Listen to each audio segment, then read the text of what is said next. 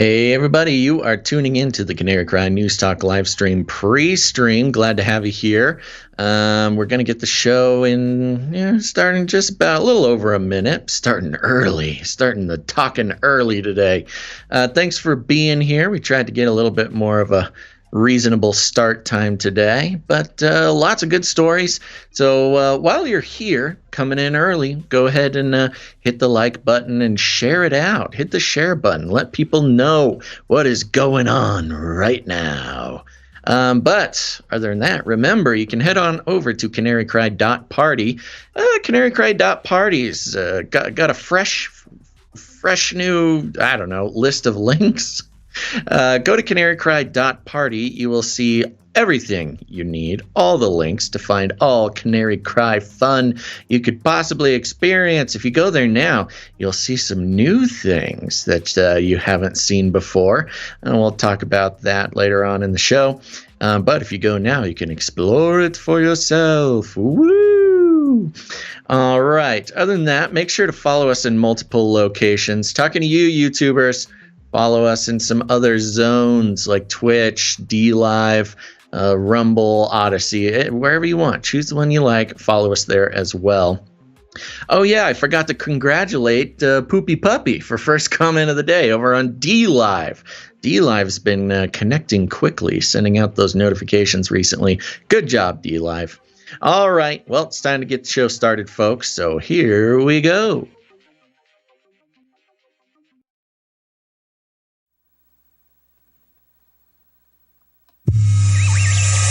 The world is getting crazier.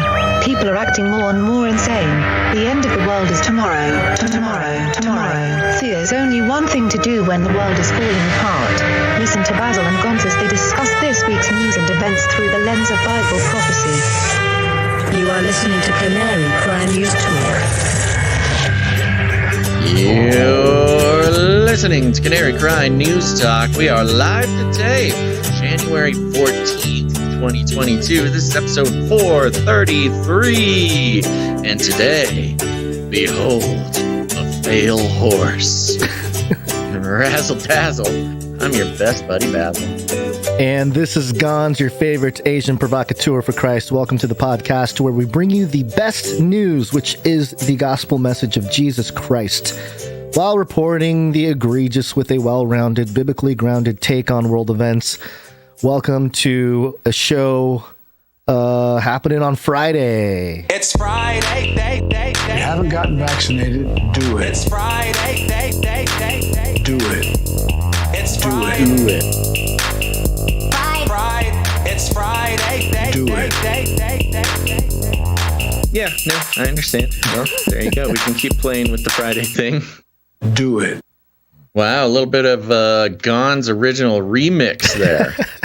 Loving it. Well, having fun. We have to thank old President Biden there for giving us some great ISOs today or yesterday, I guess. Here's my question. Mm-hmm. Were you using your new soundboard? Yes, I was.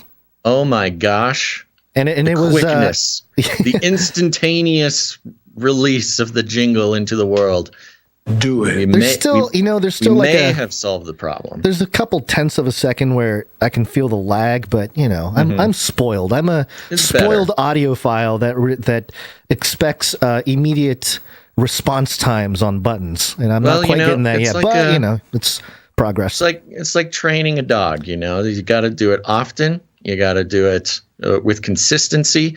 And it'll get better. Isn't that a thing that video game streamers have to deal with? The little lag time when they're jumping on streams and, have to learn how to press buttons. I guess. Yeah. Who knows? Before things happen. Okay. I'm not really a video game streamer, but we do have some fun things to announce here in the intro, Gonz. Yep.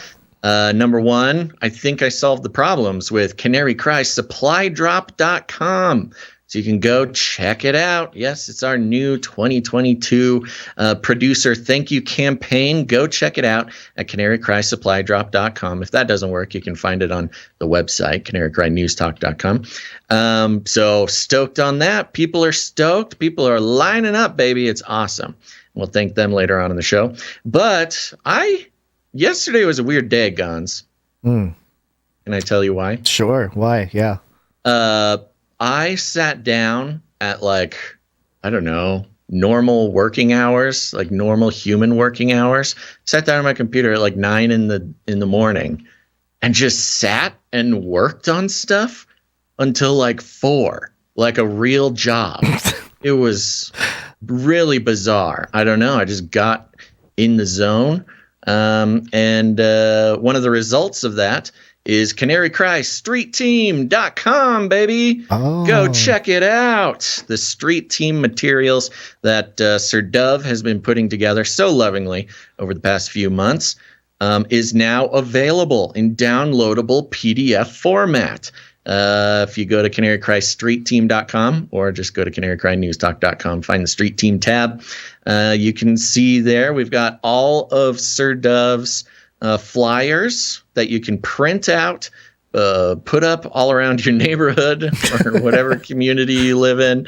All sorts of funny ones, of course. We know the Sir Dove's good work, but they're all there, and you can click on them. It loads up a little PDF format, and you can download it, print it out. It's a good time. There you go. So get cracking, folks. Canary Cry Street Team, get to work. And when you hang up these flyers, take a picture of it, send it to us. It'll be fun. Or tag us on, social or something. But we want to see these flyers up, flying in the wind. Flyers that fly. Uh-huh. And there truly is a Canary Cry Street Team flyer for every occasion. Just to kind of walk down memory lane. Yeah. We've got, Commie Cry Radio. You can hang that up, near your local Antifa headquarters or something. We've got, we've got the Vape Vax flyer. Right. Yeah. Yeah, you can hang that up next to your local, Gen Z hangout. They love the vapes. We've got Robo Pride Week. We've got the Horseman Cometh. Did you take horse cream snake oil and now you've developed equestrian features? We can help. Sign up now at CanaryCry.Party. We've even got a special one for Australians, all the Aussies. You've got your own flyer. It's the Thunder Down Under. Oi, mate, want to help protect and serve our citizens? Apply now at CanaryCry.Party. You too can be a big stormtrooper, macing grandmas in the street. So there's a little something for everybody there. Go check it out, CanaryCry.Street.Team.com. And one of the things that we don't push enough, I guess, is just going to the regular website, CanaryCry.Newstalk.com, where you can find a lot of this stuff. But sometimes it's hard to remember CanaryCry.Newstalk.com. But an easier way to remember it, just remember us as the best podcast in the metaverse. And there you go. It'll take you right to CanaryCry.Newstalk.com. Best podcast in the metaverse.com. Yep. Okay. Something Love it. to think about. Are we ready to move on to? The one thing you that have something. I do have something, just real quick, because I didn't know where else to put it. Maybe you might be moving to Spain, Basil, because according to Breezy Scroll, Spain passes new law to make pets legal family members. So your kitties can live off, I don't know, your life insurance or something. Yeah, legally inherit my my fortune. Yeah, and you probably it helps with some tax write-offs. Like children. Oh, you can write your cats in as dependents?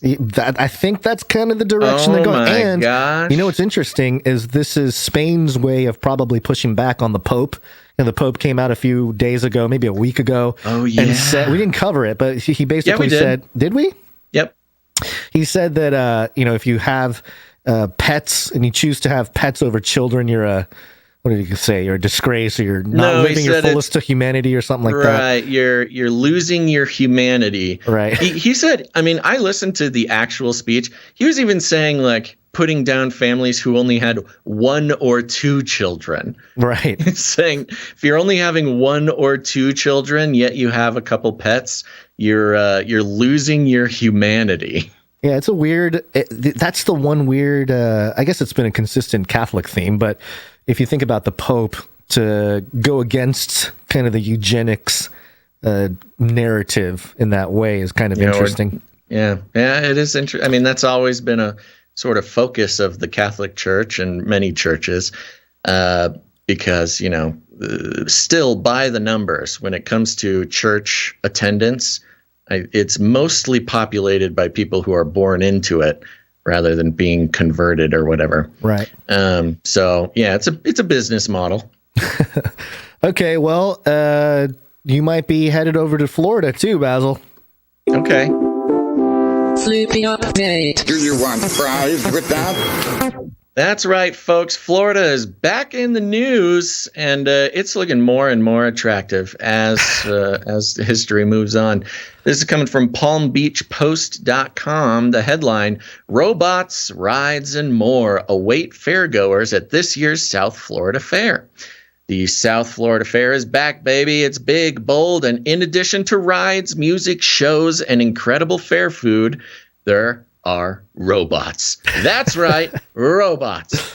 You know what I appreciate about the Palm Beach Post as well?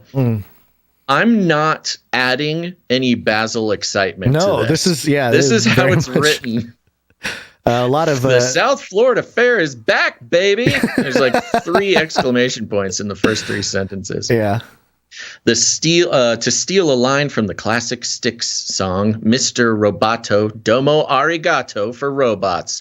Quote, rockin' robots to be exact, and that is the theme of the 110th annual South Florida Fair.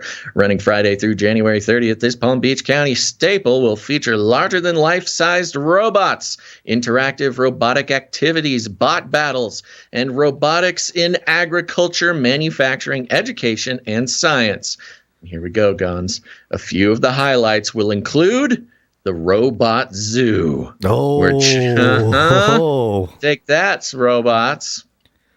Yeah. The Robot Zoo, where children of all ages can explore the biomechanics of complex animal robots. Don't go. This is a trap.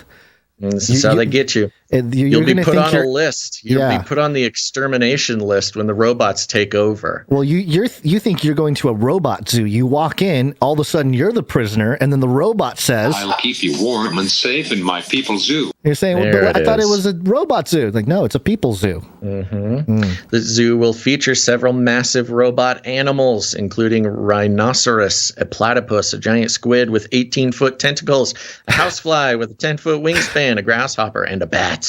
Dun, dun, dun. I like this picture of a platypus insides, like robot insides of a platypus. Yeah. They really put a lot of work into this. It looks really intricate for sure. It even trends with what we were following with the robotic dolphin. Yeah. The robotic dolphin, they're trying to replace live dolphin shows with robot dolphin shows. And this is a little test case. Can we get away with a whole zoo filled with robotic animals? I think these guys in Palm Beach, I think it's Palm Beach, Florida, they've been listening to the show. Especially after this next Florida part. is one of our top states of listeners. So maybe the planners they did this just for us, Gonz. See, another example of why me, Basil, the world's premier robot critic, should be getting free tickets to this zoo. Yeah, I was thinking not maybe living to my full potential here. The people in the Florida, the Panhandle, not Panhandle, the Navarre, Florida meetup. I was thinking maybe they can go check this out, but Navarre to Palm Beach is pretty far, 603 miles. Oh, that is it's like on the other side of the state. It's like literally one end of the state to the other. So I doubt that's going to happen. But it's just like a 9-hour drive. Right? If there's anybody in the Florida, the Palm Beach, Florida region. Definitely do some boots on the ground. Go to the carnival here. Pictures, man. Yeah. Go to CanaryCry.Meetups.com. Print out a picture of my head and take that. Take the cutout of my head to the Robo Zoo. Take some pictures. It's about raising awareness with your presence. This is the kind of boots on the ground I should be going to, Gonz. I know. Yeah, you should be doing through this. January 30th. Yeah, you're how much are tickets to Florida? I don't know. All right. Well, we're not done yet, Gonz. No, that's what I'm saying. They've been listening specifically to you because of this next part. The article continues. Looking for a little robot-on-robot combat? Then check out the Robot Ruckus. This synthetic smackdown, the largest combat robot competition in the U.S., will feature robots from 150-gram lightweights to 250-pound smash-em-up heavyweights. Demonstrations will take place all week long, allowing guests to see the action and meet their favorite BattleBots teams. Oh my gosh, it's actual BattleBots teams as seen on TV. Oh my gosh. You're getting way too. Go to Florida. I was reading this thinking, wow, they either really tapped into the same milieu as your obsession over there, or they just listened to the show and they just took cues from you, and they're like, "Yeah, this is great." It's a little bit much. They must listen. Competition of the television teams will be featured at Robot Ruckus on the last weekend of the fair.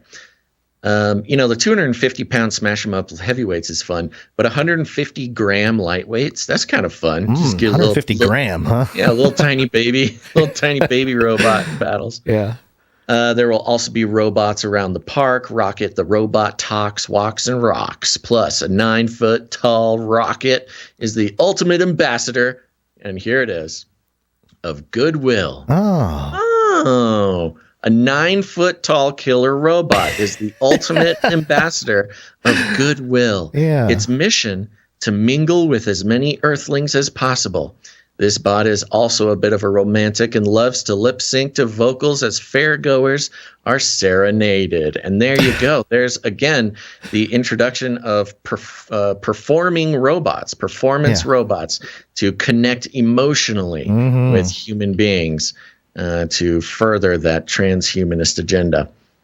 There you go. There's a 7-foot robot ranger. There's this is just fun. There's a Beatles there's cover a whole band. Bunch. I mean, those are the fun parts. Then they get into the cover band. They get into the hot dogs and cheeseburgers and things like that. But yeah, I don't know, man. This doesn't happen often. I'm kind of been really thinking about this, putting together the world's premier robot critic, personal brand. We need to get you a van. This might be the perfect event to kick it off. We need a van for you. We need a van? A van, yes. Why a van? So you can just travel around all these different events around the country. Time. Okay. That's too much time. Right, okay. Can't drive to Florida, Gonz. I don't have an extra week. Okay, well. I could do like an RV thing, do the show from the road, stop by, the Texas meetup. That's what I'm saying.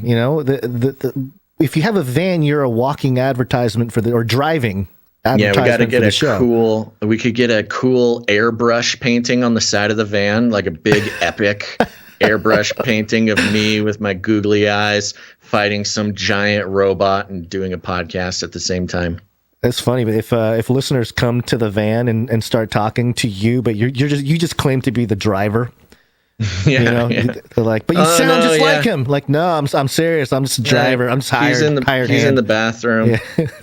He's a weirdo. Yeah. So, anyways, there you go. Palm Beach Post. Thank you very much for letting us know about the South Florida Fair. What is the official theme again? Robots, rockin' robots. Rockin' robots. Is the theme of the 110th annual South Florida Fair. A wonderful piece of propaganda, transhumanist propaganda, to try to trick all these human beings that robot zoos is where it ends. No. If you're going to this fair, keep in mind, you're next. It's the 110th too, so it's binary, 110. Yeah. All right. Well, speaking of numbers, we are on episode 433. And so I thought it would be appropriate to play the 33 jingle, highlight some 33s in the news, which we don't always do because it's always in the news. So it's almost like redundant at a certain point. Like, all right, we get it. There's 33 in the news, and sometimes it's coincidental, sometimes a little more obvious with the agenda. But here is 33, a quick 33 update for episode 433. Oh, come on. You're already failing me, board? Oh, no. Board, don't do this. Okay, well, I got the backup right here. 33 is the number of completion of the Great War. Which is too bad because I had the full thing. Actually, I have the full thing here. It's one nice thing about the old board. 33 is the number of completion of the Great Work. The first Temple of Solomon stood for 33 years. David ruled for 33 years in Jerusalem. The Masonic Order divided into 33 symbolic degrees. There are 33 segments in the human spinal column. Jesus was crucified in the 33rd year of his life. And I sent out a tweet on the Canary Cry Radio Twitter page, which is something I've normally haven't done too much, but to send out a couple tweets just to see what people came up with in terms of stories. This was one of the responses from Newsendip.com. Modern human fossils in Ethiopia, 33,000 years older than thought. Oh, interesting. Fossil date back earlier than a volcanic eruption, 233,000 years ago. There's a double 33 here.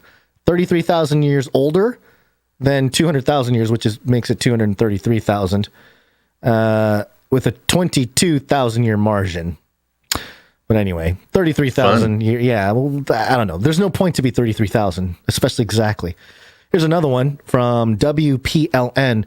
1 in every 33 Nashville residents has COVID. Let that sink in. What a weird way to give that statistic. WPLN. Excuse me, 90.3 Nashville local news. It's an NPR station, which makes sense. 1 in every 33 Nashville residents has COVID. Let that sink in. In other words, Masons recognize. Yeah. Right. Then what is the percentage of 1 in 33? Oh, it's got to be pretty small, right? Wouldn't that just be? Oh, I don't even know. I was about to do some quick math, and I'm like, I better double check. I don't even know how to do that. But so you just divide 1 by 30. But yeah, 0.03. In a world where they're throwing around percentages of COVID patients 3%. And things like that, it's 3%. That's what I was going to say. Yeah, for some reason, right. it didn't feel right. Duh, it makes sense. Yeah, 3% of the 3% isn't scary enough. Yeah, and also you don't get to put in 33 in the messaging number. Yeah. Very good. And then we have LATimes.com. 33 self-care practices to recharge your mind, body, and soul in 2009. Yeah. Why 33? LA Times. It's the magic number. They also have 44 ways to work out in LA. So, okay. Okay. Great. Thanks, LA Times. LA Times. All right. Great. Well, good deep 33 analysis. update. It's been a while since we've done a 33 update. It's good to, because it's only every one in 100 episodes where we land on 33 or a 33. I guess. Yeah, that's right. 333 was big. You got it. All right. Well, let's move into some COVID. It's Corona time. COVID-19, COVID-19, COVID-19, COVID-19. COVID-19, COVID-19, Coronavirus. Vaccine, number one way. got hairy legs, got hairy legs. Do it. All right, we got some clips. I know it's a long intro. Jingle extravaganza. Yeah. ABC News Politics in a tweet here with the video that we'll play. New. President Biden says he's directing his administration to procure 500 million more tests to distribute for free. That'll mean 1 billion tests in total. Wow. So here he is. Let me see if I make sure I got this going. This month, it's estimated that we will hit approximately 15 million tests a day, and we'll have over 375 million at-home rapid tests in January alone. That's a huge leap. We've taken a number of steps, including invoking the Defense Production Act as early as last February to ramp up production. And we're on track. We're on track to roll out a website next week where you can order free tests shipped to your home. And in addition to the 500 million, 500 million tests that are in the process of being acquired to ship to you homes for free, today I'm directing my team to procure an additional 500 million, additional 500 million more tests to distribute for free. That means 1 billion tests in total to meet future demand. That's a huge leap. It's a huge leap. What the heck? Why is he doing huge? That's a huge leap. I thought that was hilarious too. That's Biden would say copywritten. huge. That's a That huge is leap. pretty strange. He's sounding older and tired. He is sounding old. You know, one thing that a lot of people, even on Twitter, not a lot, there was like one or two people that pointed out on Twitter, and I saw it a couple times in the chat here too, about Biden's 33% approval rating. Yeah, And we mentioned it last episode. Episode. That's why I didn't include it for today's update. But yes, people were like, "You missed it," and it's like, well, no. No, you're just you late. missed the show, you missed buddy. An episode. Yeah, now we know who missed an episode. Okay. So, all right, we see you. Yeah, but there you go. 500 million more tests to distribute. Where's the first 500 million? Well, exactly. That's the funny part of it, and he kind of gives it away right there. And that's been a big problem. Is the first 500 million tests haven't been delivered? They're literally doubling down. This is like, we're going to have 500 more million. This is going to be a billion. Well, like, see, it's okay. perfect. It's perfect because it's a perfect representation of the Biden administration in total, which is you make a big promise too late, by the way, after everybody has been, talking about it for a year. Then you make the big promise, act like it was your idea, even though people have been asking about it for a year or so. They come out, they promise it, they don't deliver. And then as they're not delivering, they just promise more. It's like, okay, you can promise all you want, but we still haven't seen any of the first 500 million This tests. is like classic characteristics of a scammer, Totally. Yeah. Totally. You accept money beforehand. Oh, where's the thing? Well, it's coming, It's the Nigerian prince. Yeah. It's like, okay, I wired you the $1,000. Now what? Oh no. Yes, this is great. I'm going to send you back 100 Bitcoin for that $1,000. But first, I need you to send another 800 so I can pay for the wire fees or something. Right. He's basically just pulling the Nigerian prince con on everybody. Unreal. Mm-hmm. It's huge. That's a huge leap. Here's another clip. POTUS, quote, I make a special appeal to social media companies and media outlets. Please deal with the misinformation. Well, I guess I'll just let him say it. Unfortunately, while our military is stepping up, as they always do, there are others sitting on the sidelines, and we're standing in the way. What? If you haven't gotten vaccinated, do it. Personal choice impacts us all, our hospitals, our countries. I make a special appeal to social media companies and media outlets. Please deal with the misinformation and disinformation that's on your shows. It has to stop. COVID-19 is one of the most formidable enemies America's ever faced. We've got to work together, not against each other. Social media shows. What in the world? This is going very on? sad. It's very sad. He's just out of touch, man. How are you going to talk about the Joe Rogan podcast without saying it from the president? How old is he? 80? Something like that, right? 79 now. So how do you do that? Oh, social media. Your social media shows. Your shows, man.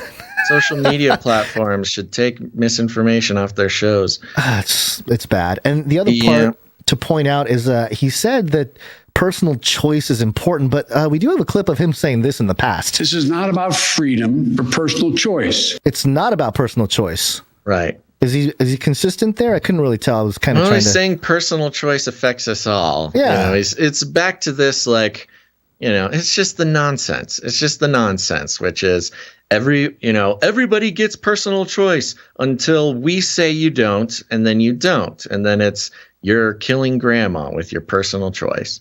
It's just the same tired talking points. That's what's the most offensive to me about what he's doing. First of all, he's tired and he's old. He's too old. He's done. He's not jacked up on whatever drugs he needs to be jacked up on. He's become immune to the morphine shots. His tolerance level his tolerance to the meth, the presidential meth is way too high. Can you picture that conversation in the back room, like, sir, we're having to quadruple the amount of stuff. The doctor's like, I literally cannot give him any more.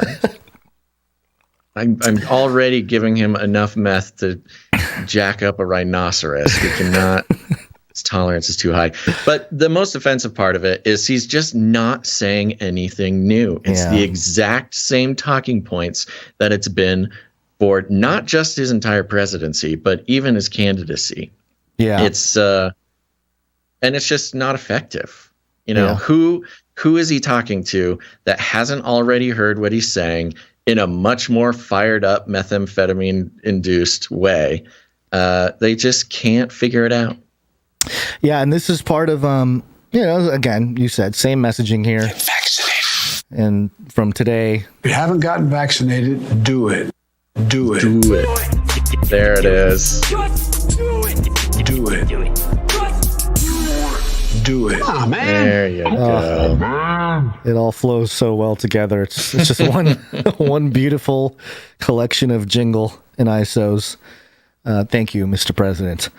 Well, I think what the Biden's call here, his little signaling, was answered by some doctors, or maybe some. Hold on, wait, what happened to the order of things here that I thought? Yeah, I had? Something's out of order. Yeah, here. at least on my browser end. Okay, yeah. Because one of the big stories going viral here, I have it from CNBC.com. Make it 270 health experts to Spotify. Joe Rogan's COVID misinformation is a sociological issue of devastating proportions. Yeah, jeez Louise. It makes sense that these doctors or health experts, not even doctors, that are reeled into that is funny. Yeah, health experts. They're not. Yeah, that are reeled into the whole. The whole system there. Biden says social media do something about the shows. Well, 270 of them said, yes, master. And put this that's a good out. point, actually. He probably did say shows because he had Joe Rogan on the brain. Of course he did. Yeah, what else is that's like the only thing out there it's the Malone show and Rogan. That's the big one that everyone's freaking out about. Right. Hundreds of professors, scientists, doctors, and healthcare workers called out Spotify this week, accusing the streamer's most popular podcast, The Joe Rogan Experience, of spreading COVID misinformation. In an open letter addressed to Spotify, 270 science and health professionals said the podcast was, quote, broadcasting misinformation, particularly regarding the COVID-19 pandemic. Real quick, Basil, if you get a chance, or I don't know how well you can type in your metaverse immersion there. I was wondering how many doctors signed that declaration. I can't remember what it was called. Belford. It starts with a B. I think it's Belford Declaration. Belford. I think those were health professionals, right? Doctors and whatever. I think there were hundreds, if I'm not mistaken. Similarly, I want to compare to the 270. If anybody in the chat remembers how many doctors signed that thing. The letter then asked Spotify to, quote, take action against mass misinformation events on its platform. The Balfour Declaration was the that's the not letter it. written by British Foreign Secretary. It's not the Balfour. It can't be the Balfour Declaration. It's something like that. Now I'm Barrington. Thank you. Yes, that's Barrington Declaration. I knew it started with the B as you did, but I couldn't remember the exact name. So the letter states that they want Spotify to take action against mass misinformation events. Does that mean like shows, like any show with mass misinformation, are just called events now? I don't know, man. I don't know. This is hilarious, though. Spotify is a music and podcast streaming platform based in Sweden. Yeah. It's like, the great thing about Spotify so far is that they've been like, hey, we're just carrying the show. It's not our thing. We're just a platform. Section 230, baby. What are you going to do? And they've been pretty good. So 916,000 plus signatures for the Great Barrington Declaration. There you go. That's a lot more than 270 science and health professionals. Yeah. That's all I'm saying. Mm-hmm. Notably, it didn't recommend, back to the letter, it didn't recommend any specific actions for the streaming platform to take. Okay. Good job, letter people. Yeah, exactly. It's a virtue signal. It's not even a cease and desist. No, it doesn't even have law power. Yeah, there's no law behind it. It's just a virtue signal to put it out there because they have to, there has to be something on record against Joe Rogan's, what's his face, Robert Malone podcast. Yeah, it goes into the Malone thing and some of his quotes, some of his theories, and this CNBC article responds with all three theories about Malone's theories were quickly identified as false, as reported by AP News and nonprofit fact-checking outlet PolitiFact. Nonprofit fact-checking outlet. That is a hilarious way to describe PolitiFact. Yeah. YouTube removed a video of the interview soon after it was posted, citing violated community guidelines. Yet Malone's comments were likely heard and potentially internalized by millions of listeners. Oh no, we can't have counter narratives internalized by millions. It hit 50 million downloads the other day. Unreal. Yeah. Rogan has claimed his show is downloaded over 200 million times each month, and his is certainly one of the most popular podcasts in the world. Dr. Malone's quote, Dr. Malone's interview has reached many tens of millions of listeners vulnerable to predatory medical misinformation, the letter said. Right. Quote, this is not a scientific or medical concern. Then why are you so mad? It is a sociological issue of devastating proportions, and Spotify is responsible for allowing this activity to thrive on its platform. I wonder if the next move, since they are based in Sweden, and maybe they already have had some of that, which is like, Sweden, bunch of white people. This is white man trying to spread misinformation. Maybe. I don't know. It'll get there eventually. Well, if nothing else, it's Sweden with their different, their alternative strategies, having dealt with COVID, that already made the establishment angry because it wasn't, based around profiteering by, whoever's profiteering off of the coronavirus. They had no lockdowns, the whole thing. Yep. That's basically it there. I mean, this is okay. The more virtue signaling, like, do something. Now, like, this all is, right. I see this as a formality. Yeah. This is just a formality for the elites. They just needed a bunch of doctors to make a statement about Spotify, put them in the spotlight. This is because they can't do anything to Spotify. So the worst thing they can do is get a bunch of, doctors to say how horrible they experts. Are. Sure. Yeah. Health experts. And call it a sociological issue, which is kind of funny. There must be a bunch of sociologists on the list then, because, why are medical or actual practitioners making a sociological statement or overstepping their bounds? Well, speaking of overstepping their bounds, Gonz, got an update from the Supreme Court. Yeah, but back to reality. That was all the propaganda between Biden and CNBC. Mm-hmm. But here we go with AP News. You want to do this one? Yep. APnews.com. The headline, Supreme Court halts COVID-19 vaccine rule for U.S. businesses. Dun, da, da, da. The Supreme Court has stopped a major push by the Biden administration to boost the nation's COVID-19 vaccination rate. Funny, using the word boost there, but okay. A requirement that employees at large businesses get a vaccine or test regularly and wear a mask on the job. At the same time, and wear a mask on the job. At the same time, the court is allowing the administration to proceed with a vaccine mandate for most healthcare workers in the U.S. The court's orders Thursday came during a spike in coronavirus cases caused by the Omicron variant. The court's conservative majority concluded the administration overstepped its authority by seeking to impose the Occupational Safety and Health Administration's vaccine or test rule on U.S. businesses with at least 100 employees. More than 80 million people would have been affected, and OSHA had estimated that the rule would save 6,500 lives and prevent 250,000 hospitalizations over 6 months. That 6,500 lives, not to sound cold, but because of the humongous numbers that we've been brainwashed with, not even brainwashed, brain sandbagged with for the past 2 years, 6,500 lives seems like a pretty small number compared to what we've been shut down the economy, lock it all down. Yeah. Well, this is for the vaccination. Take away bodily and medical autonomy for 80 million people. Quote, OSHA has never before imposed such a mandate, nor has Congress. Indeed, although Congress has enacted significant legislation addressing the COVID-19 pandemic, it has declined to act enact any measure similar to what OSHA has promulgated here, the conservatives wrote in an unsigned opinion. In dissent, the court's 3 liberals argued that it was the court that was overreaching by substituting its judgment for that of health experts. Quote, acting outside of its competence and without legal basis, the court displaces the judgments of the government officials given the responsibility to respond to workplace health emergencies. They're referring to Fauci, basically, there. Justice Stephen Breyer, Ellen Kagan, and Sonia Sotomayor wrote in a joint dissent.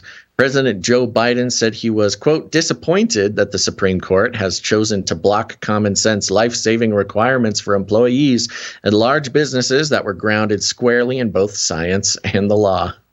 What? Hey, Mr. Biden, you're breaking the law.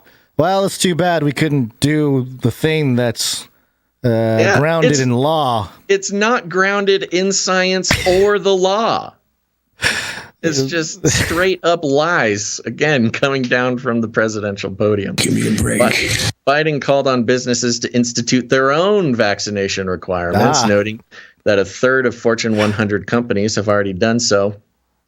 Yeah, they did it in response to your OSHA. Yeah. They're probably mad at you now. They're going to take it down. Yeah, I mean, think of all the people who have lost their jobs because of this mandate. Yeah. I mean, hundreds of thousands of people either were forced to quit or lost their jobs because of this mandate that had not even taken effect yet.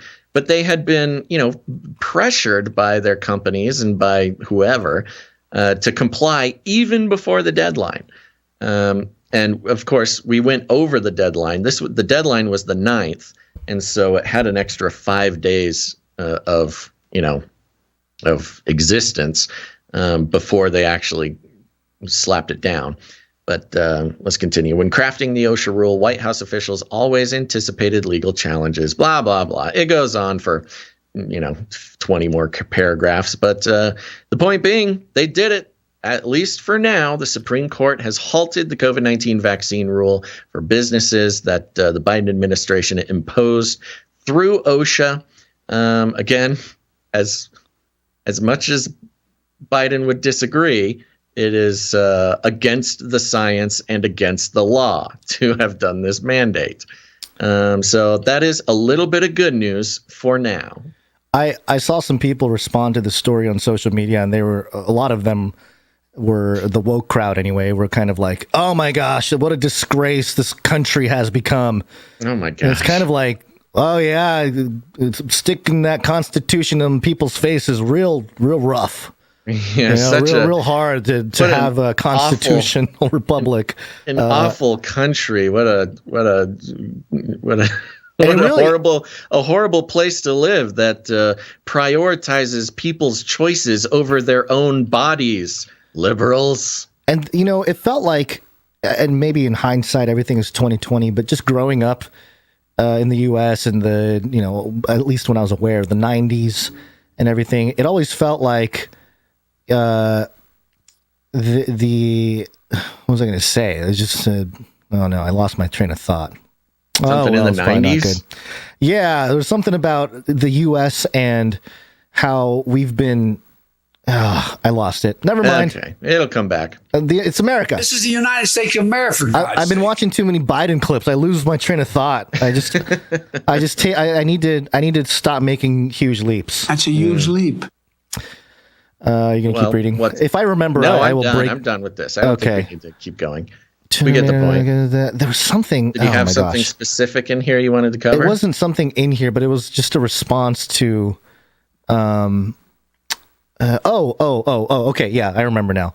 Basically, in the 90s growing up, there was a sense of protection, like a trust in the courts, a trust in the legal system. Like, if somebody does something or breaks the law, does something bad, there's pretty good confidence in the courts that they will at least give a good, objective look at everything.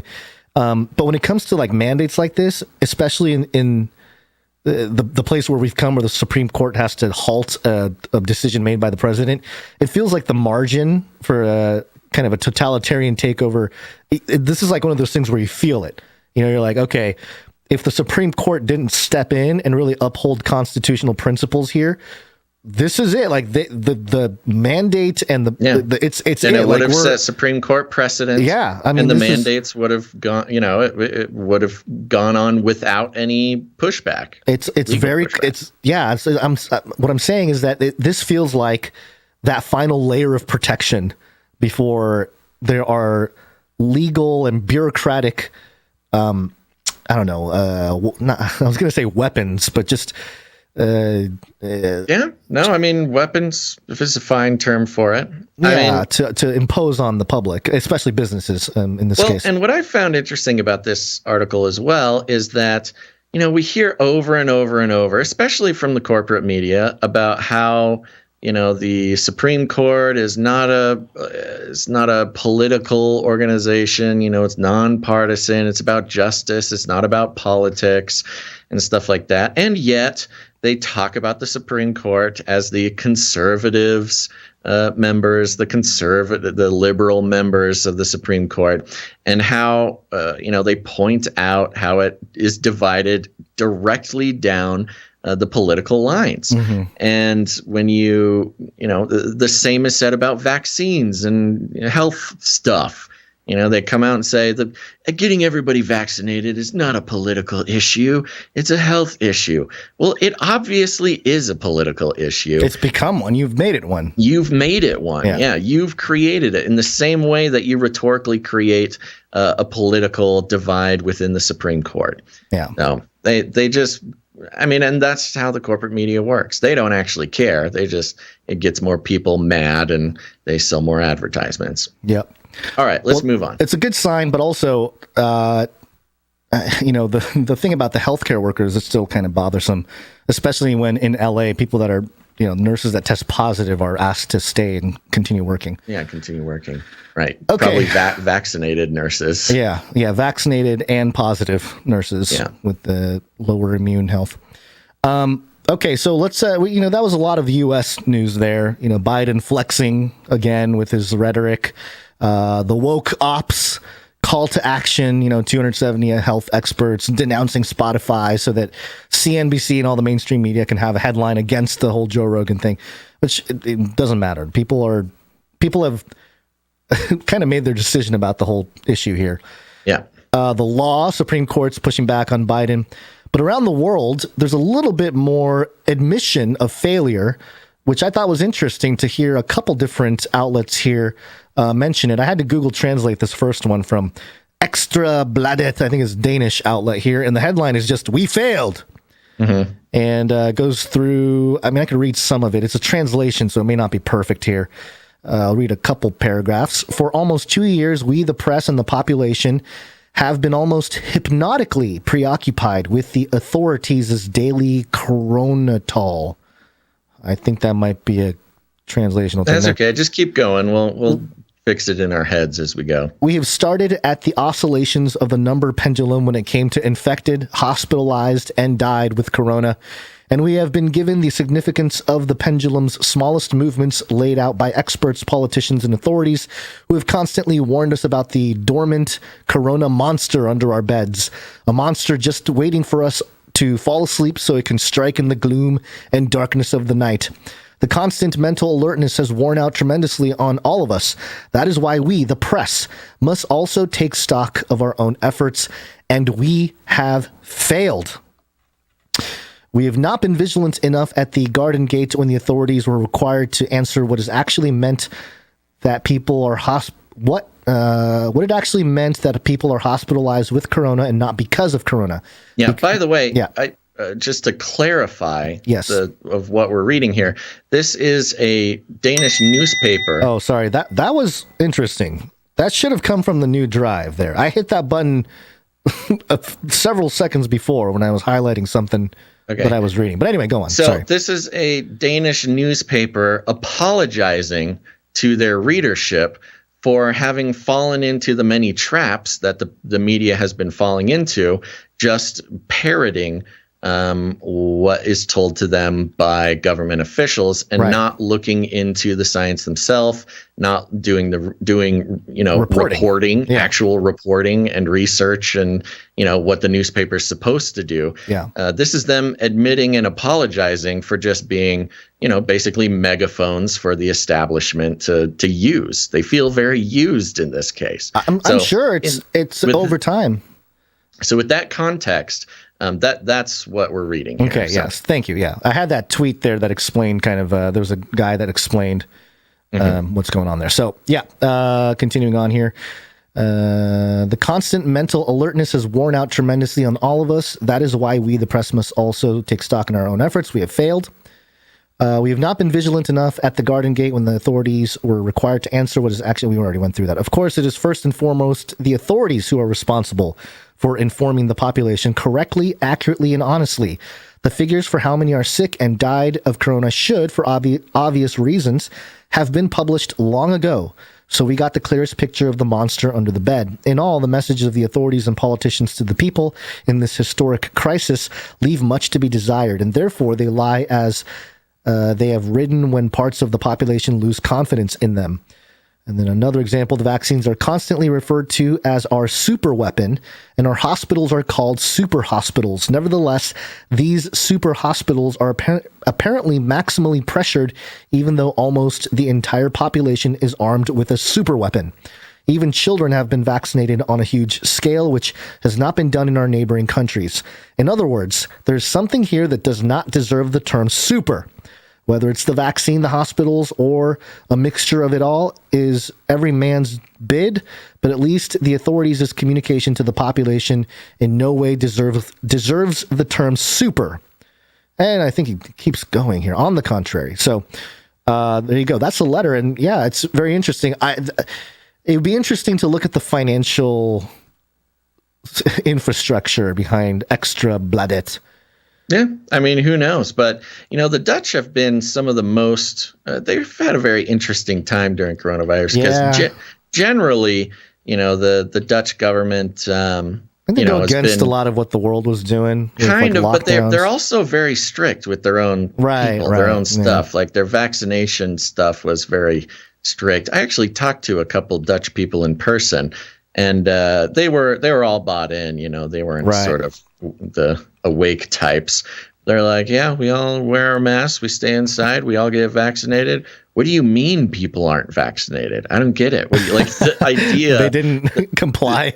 Yeah, the idea that I would know somebody who isn't vaccinated was like a really foreign concept. Interesting. But on the same line here, you ready to move on to this next one? Yeah, this is coming from brownstone.org. The headline is Ehud Kimron's powerful letter to the Israeli Ministry of Health. Professor Ehud Kimron is head of the Department of Microbiology and Immunology at Tel Aviv University and one of the leading Israeli immunologists. He has written a powerful letter to the Israeli Ministry of Health that well summarizes many of the failings and disasters of the lockdown-based pandemic policies of the last 2 years, and in a brief form summarized the essentials. The letter first came to our attention after being posted at Swiss Policy Research. Wow, that's like a pretty legit outlet. We are pleased to post the English translation from Hebrew here. So this is coming from the head of the Department of Microbiology and Immunology at Tel Aviv University in Israel. It starts out with a little quote here. In the end, the truth will always be revealed, and the truth about the coronavirus policy is beginning to be revealed. When the destructive concepts collapse one by one, there is nothing left to tell but to tell the experts who led the management of the pandemic, we told you so. 2 years late, you finally realize that a respiratory virus cannot be defeated and that any such attempt is doomed to fail. You do not admit it because you have admitted almost no mistake in the last 2 years, but in retrospect, it is clear that you have failed miserably in almost all of your actions, and even the media is already having a hard time covering your shame. You refuse to admit that the infection comes in waves that fade by themselves, despite years of observations and scientific knowledge. Years? Years. Wow. At least 2 years. I know, but I'm wondering if it has anything to do with prior knowledge of this kind of viral spread. Well, the common cold, another coronavirus, comes and goes. You insisted on attributing every decline of a wave solely to your actions.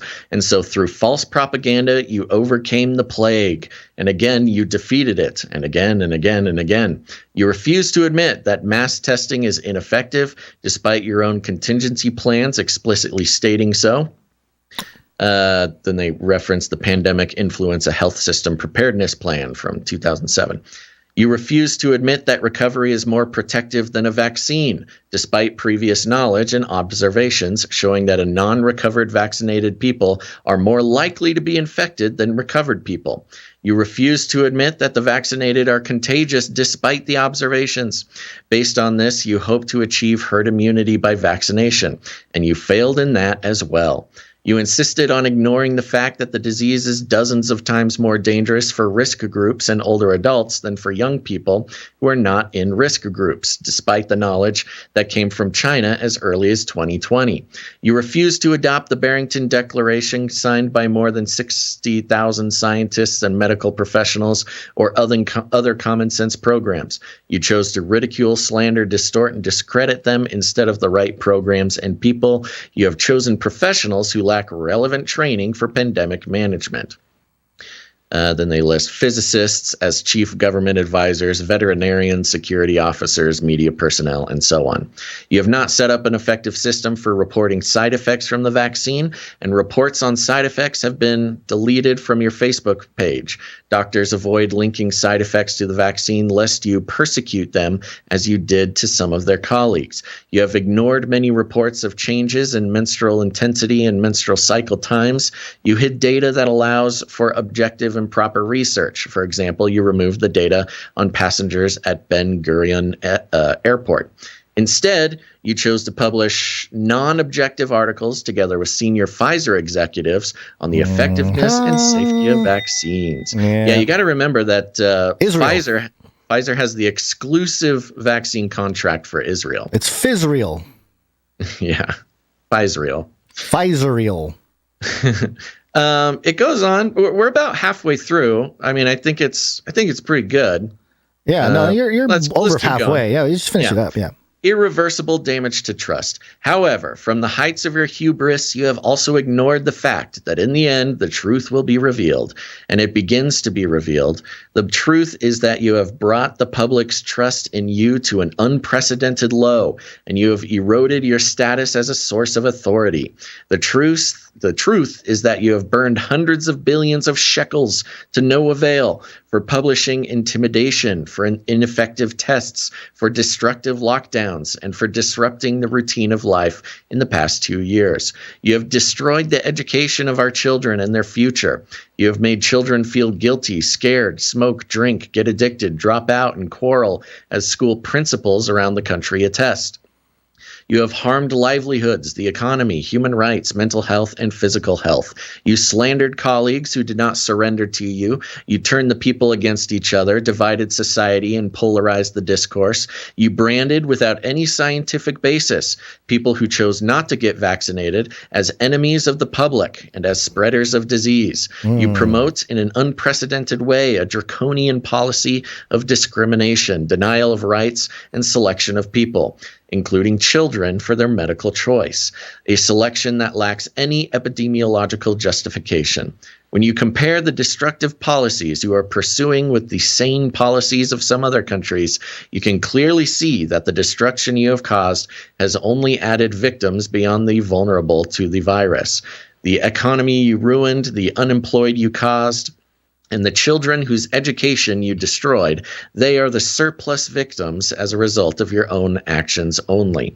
There is currently no medical emergency, but you have been cultivating such a condition for 2 years now because of lust for power, budgets, and control.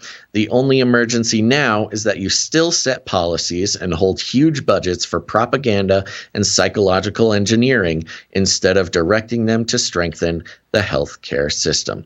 This emergency must stop. Professor Udi Kimron, the Faculty of Medicine, Tel Aviv University. He gets a little clap for that one. There you go. Yeah, I mean, this dude really sent it in this letter here. I mean, he really he summed up a lot of what a lot of what the whole world had been feeling and talking about, and of course known from the beginning.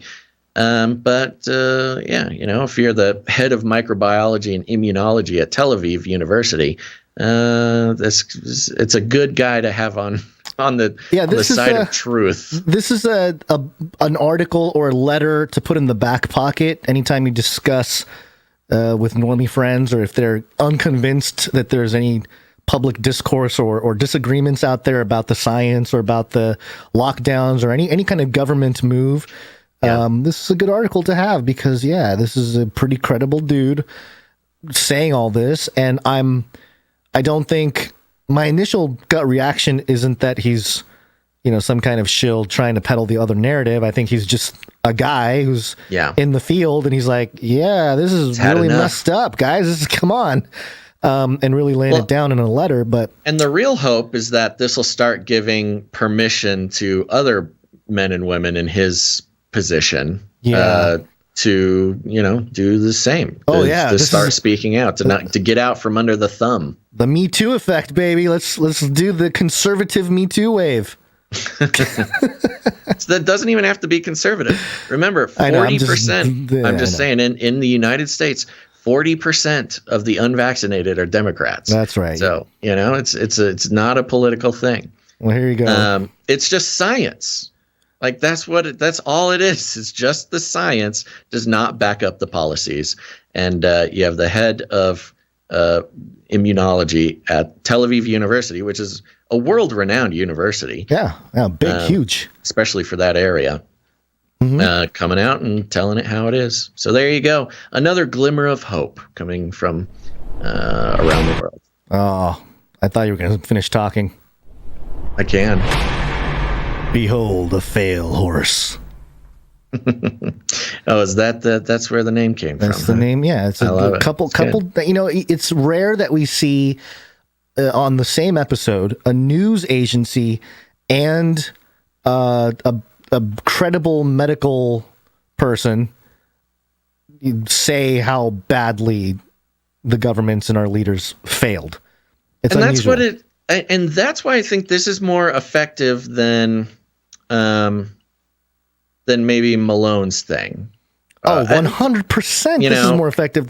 Malone's thing is, it's almost as if they're using that to make sure that there is no an objective consensus amongst the mass public. It's almost like if you're gonna go against it, we want you to go on this other fringe end where we can sort of attack you and we can create this perpetual back and forth.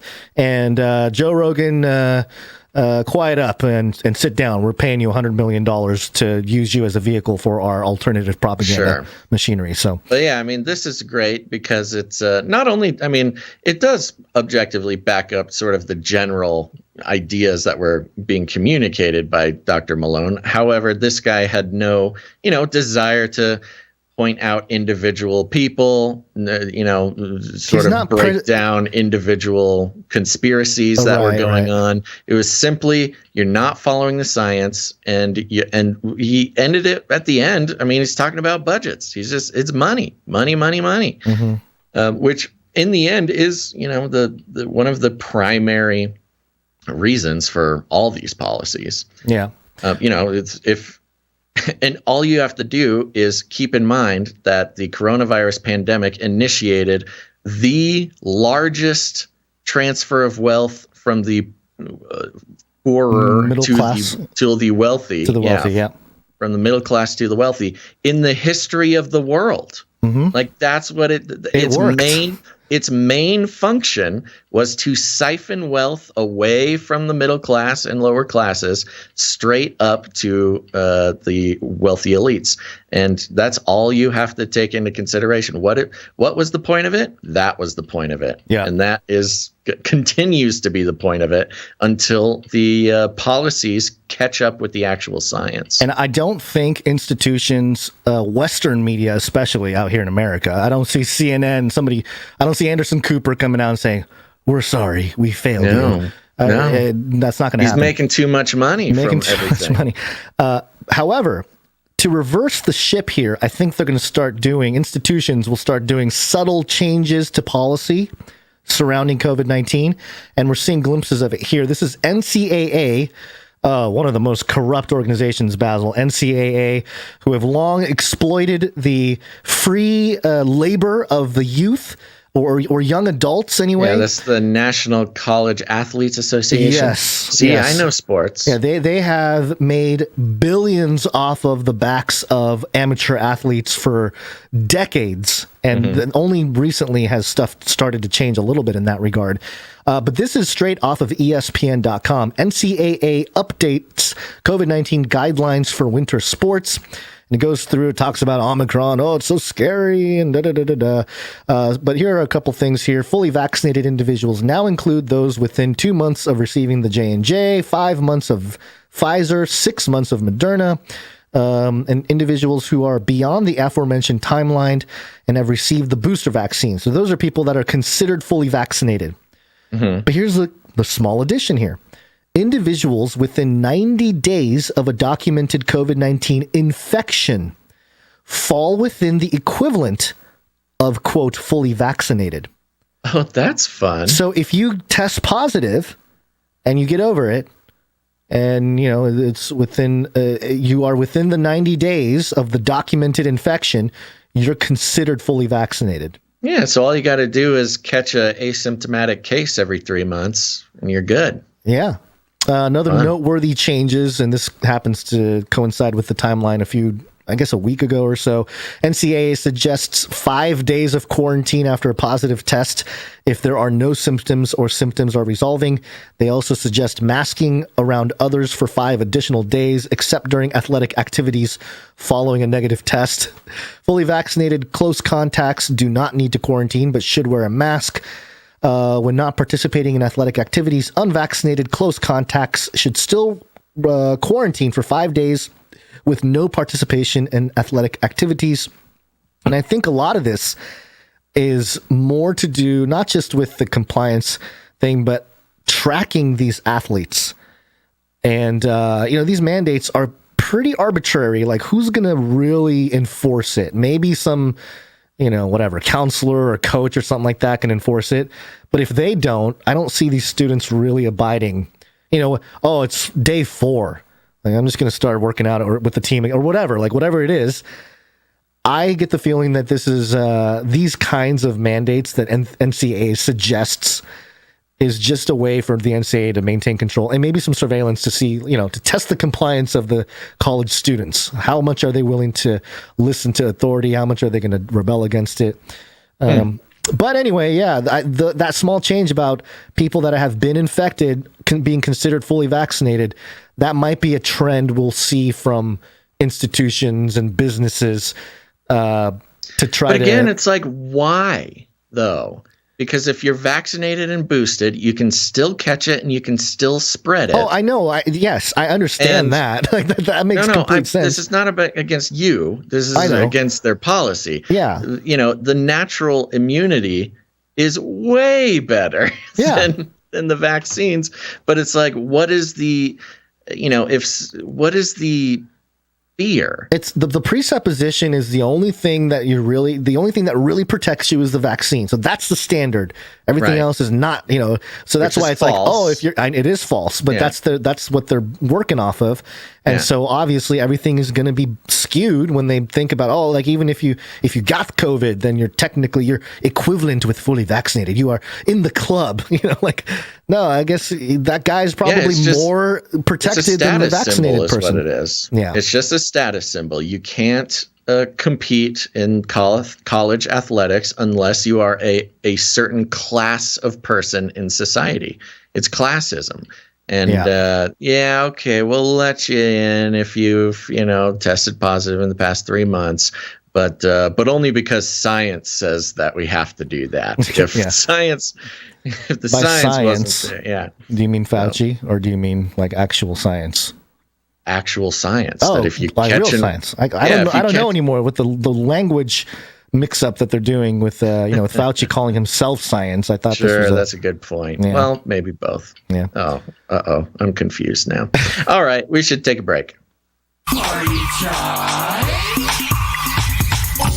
Go to CanaryCry.Party and you will find all kinds of things, all the links to our media empire here. You can subscribe to the email list to receive show notes, archives. You can click on the supply drop subscription to get the supply drop thing. There's a team, street team thing. You can explore the different platforms where we live stream. You can connect with others on social media.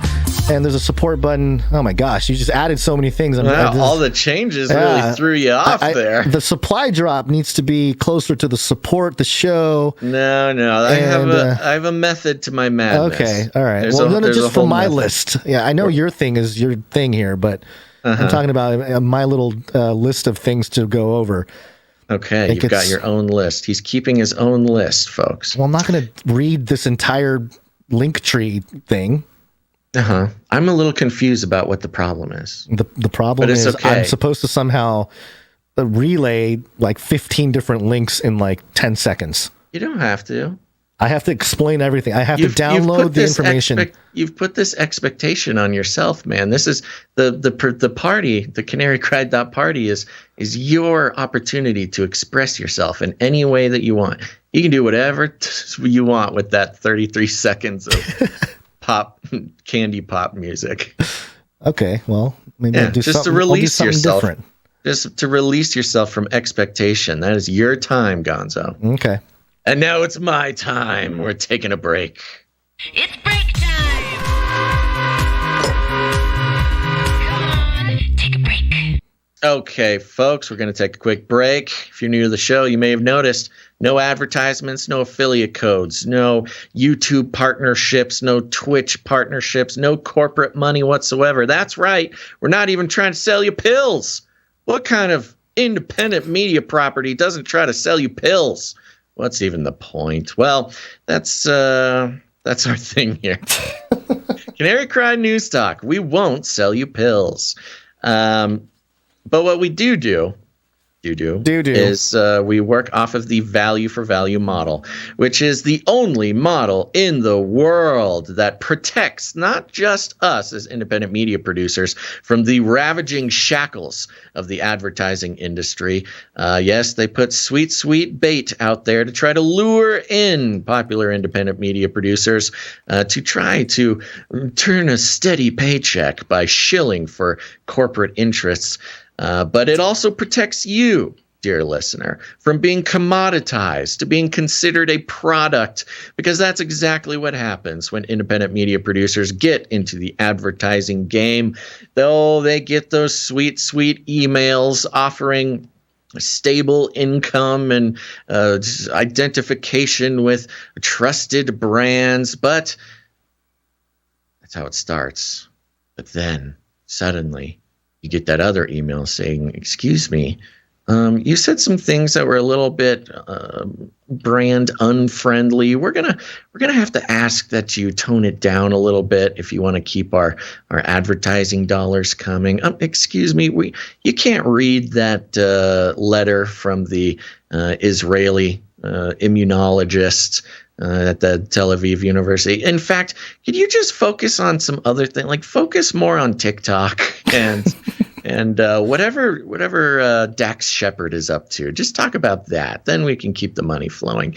And they do. A lot of times, independent media is very tempted to change their message, change their whole vibe, and at the same time consider you, dear listener, not a human being with hopes and dreams and fears, but more than anything, you become a commodity to be gathered up, to be seduced, to give your trust and attention as often as possible so it can be packaged up and sold to the psychologically manipulative industry that is advertising. That's right, folks. But not here. We're on the value for value model. And it's very simple. All it is we create value. We do it 3 times a week. We try our very hardest at it. And if you get any value out of what we do, you have the opportunity and or the responsibility to put some value back in. And that can take many forms, which we'll talk about in a second. But I'm just now considering, Gonz, my pitch here. I mentioned we create value 3 times a week. But, I'm thinking now with all the producers, it's a 24/7, 7 days a week value fountain around here. It's really grown. There's just, no matter where you are, what time it is, what's going on, there is an aspect of the Canary Cry News Talk community that you can show up and receive all sorts of value for. So anywho, if you get value from that, not just the show, maybe the podcast, maybe the videos, maybe our Twitter accounts, but also you can go to CanaryCry.Party, see all the things that you can gain value from at any time of day. Maybe it's the street team resources, maybe it's the social media, the Canary Cry community, maybe it's the Discord channel. It's a community filled with people who are on the same page, providing value not just for the show, but for each other. And there's a few ways you can do that. One of those ways is, creating something, art, music. We'll thank those people later, microfictions, all sorts of ways. But you can also help the show out financially. And indeed, that is the only way we're able to continue what we're doing. And the listeners who decide that they get value from the show and decide to put some value back into the show, they're called producers. Not because it's just like some fun, gimmick or something, but they're actually the producers of the show. This is the real world. This is a real piece of media. And just like the real world, if you pay to have a piece of media produced, you are a producer. And you can do that in a couple different locations. First, you can head over to patreon.com/CCNT. But even better, you can head on over to CanaryCryRadio.com/support.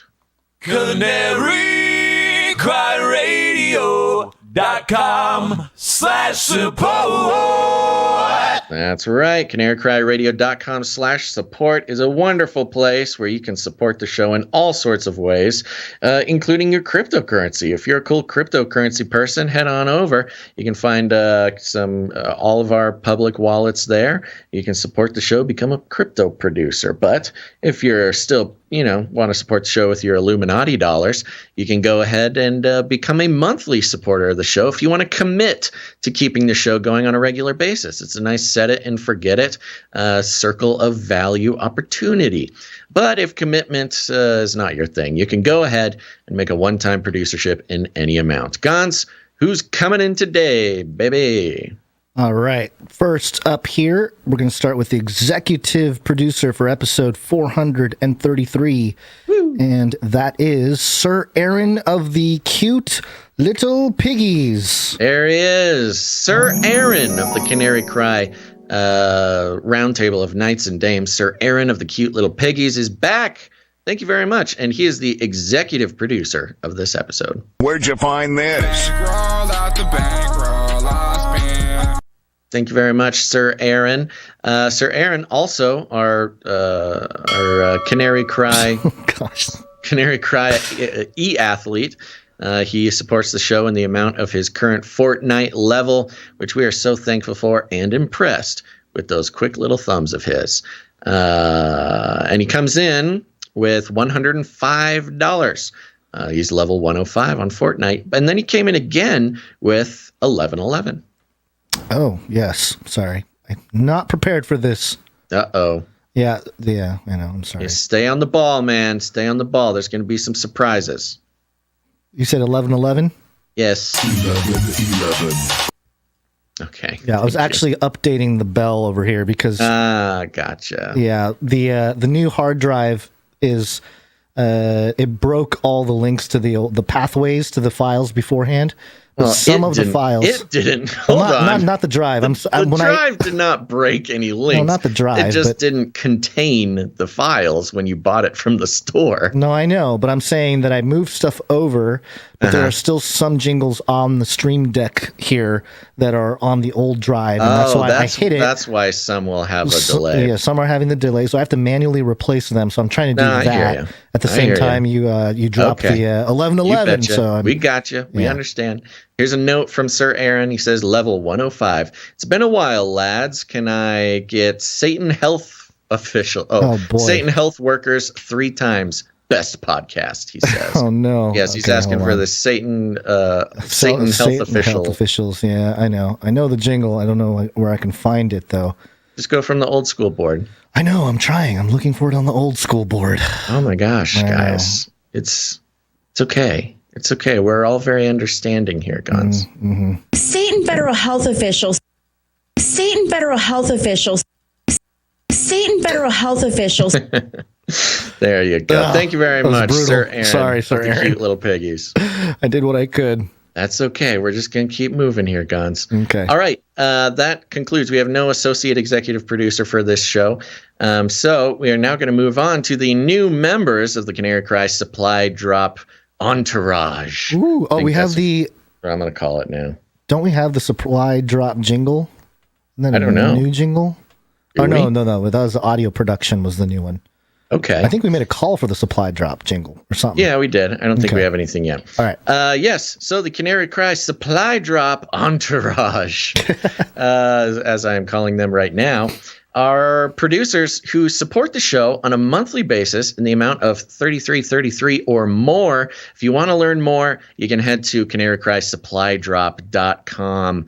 And yes, if you sign up there, support the show for $33.33 or more, you can get put on a very special list, a list of producers who will be receiving free gifts throughout the year. That's one shipment per quarter will arrive at your door, filled with all sorts of fun items that we and the producers and the artists are creating especially for producers of the show. This is not, we're not in the sales business. We're not trying to, do anything like that. But if you are a producer or become a producer in the amount of $33.33 or more a month, we are so excited to send you some free gifts throughout the year. So go to CanaryCrySupplyDrop.com, check it out. It's the new wave, people. And we've got some producers here I want to thank. Gonz, are you ready? Yep. First off, we're starting out with Sir Igorius, Knight of the Squatting Slavs. All right. Squatting Slavs leading the way. Yeah, we might need to make like a Squatting Slav sticker and send it out with the, the thing. Thank you very much, Sir Igorius. Next, we have Zephyr Books and Coffee upgraded their monthly producership to get on in the supply drop thing. Thank you very much, Zephyr Books and Coffee. Next, we got Chad C. Chad C. Thank you very much. Thank you very much, Chad C. Next, we got Kyle W. Thank you, Kyle W. Thank you, Kyle W. He added the fees on top of that. Thank you, Kyle. Next, we got William F. You know him. You love him. It's William F. William F. Oh, you know what? This technically counts towards William F.'s streak. So William F. is on a streak. That's right. 10 episodes in a row. Thank you very much, William F. Next, we have producer Jason W. Thank you, Jason W. Jason Williams? Sure. White Chocolate? Yeah. That's his nickname. Okay. In the National Sports Ball Association, yeah. Okay. Yeah. Last but not least, we've got producer Whitney C. All right, Whitney C. Whee! Thank you very much, all of our Canary Cry Supply Drop producers here. We appreciate it so much. One of the things I mentioned last episode is we're shooting to get a total of 100 people signed up for this list, mainly because we have to get some manufacturing stuff done in bulk, and it's cheaper if we, do it in the amounts of 100 or 200. So our first goal is to get to 100 here for this first quarter of the year. And it's fun because if you sign up, not only are you producing the show, keeping the show going, which of course we all want to happen. Not only that, but you're also receiving free gifts throughout the year. Everybody loves that. But you are also helping us hit these bulk manufacturing goals, which will make the items cheaper, which means we can make cooler, more expensive things.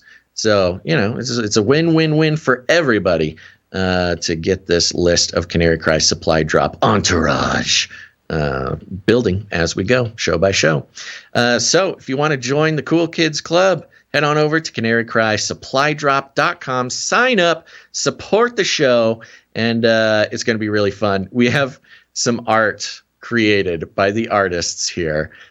This show, which is for some of the supply drop stuff in the future, It's hilarious. If you're a Canarian who's been listening for a while, maybe you catch, most of the shows every week. The items will be filled with inside jokes and, good themed stuff. It's really incredible. Makes me feel happy. So there you go. CanaryCry.SupplyDrop.com. Thank you very much. Thank you very much. On to the producers. Yep, we got more producers to thank here. First one, Palmer B. Yay! Palmer B is back and she's on a streak. Yeah, she's on a streak. Women rule! And Palmer B comes in with 33 plus fees. Illuminatus. Hold on one second there.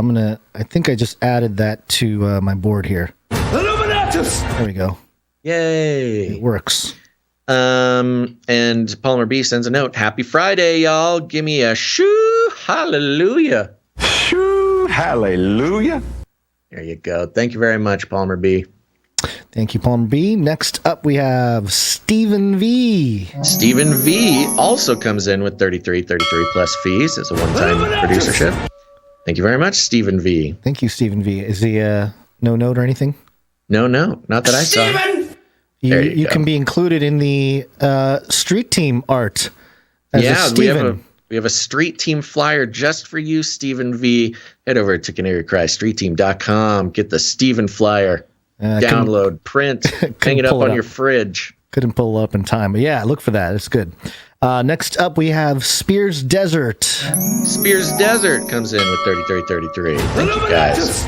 Yeah, they're responding to, I think, our little call there at the end of last show for episode 433 coming in. Oh, that's right. Yeah, all those 33 makes a lot of sense. They're doing it. And the goal was, in the chat afterwards, I saw some people chatting about it, to get 4 producerships of 33 in. Now, we did reach that amount with the Canary Cry supply droppers. But with the one-time producerships, we got so close. There was 3 producerships of 33. But there's still time. If somebody wants to rush over and get one more 33 in there. But who's next? We got more producers to thank. Heather Saras. Heather Saras is on a streak. Yeah, she's on a streak. Women rule! 46 episodes in a row, coming in with 1333. Illuminatus. Happy Friday, all. Hope everyone has a great weekend. Can we get the Gonzo mix? Much love. Heather Saras, East Side. Gonzo mix, huh? Let's see here. What do you got? My name is Gonzo. I am the Watcher. I am your guide through these vast new realities. It's a dater. Come on, man. That was a good Gonzo mix. There you go. Thank you, Heather Saras. Thank you, Heather Saras. Next up, Malik W. Yeah, Malik W snuck right under the limbo pole right at the very end there. Thank you very much, Malik. We appreciate it. Yeah, it feels like it's been a while, but I could be wrong. It has been. It's been a while, but we're always glad to see him pop up again. Thanks, Malik. Thank you, Malik. I've got an emergency producer just came in.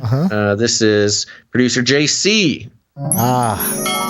Thank you, JC. Almost missed it. Mr. Streak himself, because JC is on a streak. What's the number? So isn't he on 58? 58 episodes in a row. No, he's close to that barrier there. So. He's getting there. He's getting there. And he comes in with the 1001 producership. 1001. Amen. Thank you, JC. And he has a note here. Happy Friday, brothers. Preparing for the dark winter blizzard. Moving in on the southeast this weekend. Stay warm out there. Yeah. Did you see that story floating around? No. What's going on? Mega apocalyptic polar vortex storm going to hit the whole East Coast this weekend or next week or something. Oh. Yeah, so stay warm there, East Coasters. Yeah, stay warm and watch some Joe Biden clips. Go take all the gas from the gas station. Okay, who's next? Next up, where were we? Sir Scott, Knight of Truth. Of course, Sir Scott is on a streak. Yeah! Quicker! Oh, yeah! Man, thank you so much. Thank you so much. Yeah, wow, he's Oh, so close. 95. I know, crazy. 5 episodes. Let me count. 1, 2, 3, 4, 5. Yeah, he'll hit it this month for sure. Thank you very much, Sir Scott, coming in with a pocket full of 777. Thank you very much. Next up, Sir Casey, the Shield Knight. Thank you. Yeah, I see on our document here, I don't know why it happened this time or why it doesn't happen more often. We have 3 Knights of the Canary Cry Roundtable on the list in a row with the same producership amount. Wow. Yeah, it's fun. 3 of them. Yes, Sir Casey, the Shield Knights on a streak, of course. Oh, yeah! Thank you so much. 105 episodes in a row, Sir Casey. Ooh. Thank you very much. And thanks for the pocket full of 7s. Thank you. Next up, the 3rd night in a row coming in with 777. Sir Salmon's Night of the Fishes. Sir Salmon's is on a streak. 14 episodes in a row and a pocket full of 7s and a note here. Happy Friday, Canarians. I hope everyone is well and staying healthy. A lot of people seem to be getting bad colds lately. Yeah, it's called the Omicron wave, including my wife and I. Keep us in your prayers. Many blessings from the fishes. Why don't we hit that producer jingle? Producers, assemble! That's right, producers popping up out of their holes, jumping out of closets all around the world, taking notes, putting you on the list there, Sir Salmons and family. Feel better. Drink the soup and eat the cough drops. Some OJ and Joe. Uh-huh. Wear a mask, you filthy animal. Just kidding. Thank you very much, Sir Salmons. I do want to take a second. Okay. Just to give proper appreciation to Sir Scott, Knight of Truth, Sir Casey the Shield Knight, and Sir Salmon's Knight of the Fishes. Probably the top 3 most active producing Knights of the Canary Cry Roundtable, not to forget or ignore the other wonderful Knights such as Sir Egorius, Knight of the Squatting Slavs, or Dame Lynn, Lady of the Lakes, who always come in right at the correct moment. But Sir Scott, Sir Casey, and Sir Salmons, they're here every single show, and we appreciate it very much. Yep, absolutely. Okay, that concludes our producers. Let me do a quick thing. Quick refresh, see if anybody slipped in with that last 33. No? Okay, that's okay. That concludes our producers who have come in the amount of a pocket full of 7s or more, which entitles them to have a note read on the show. We've got a few more producers here to thank who came in under that amount, starting with the Streak Sisters. Yeah. The first Streak Sisters, Gail M., who's on a streak. Yeah, she's on a streak. Sorry. Rule! Women do rule, but I'm playing the wrong one. I'm wrong streaker here. Yes. Rule! There you go. 71 episodes in a row. Thank you, Gail.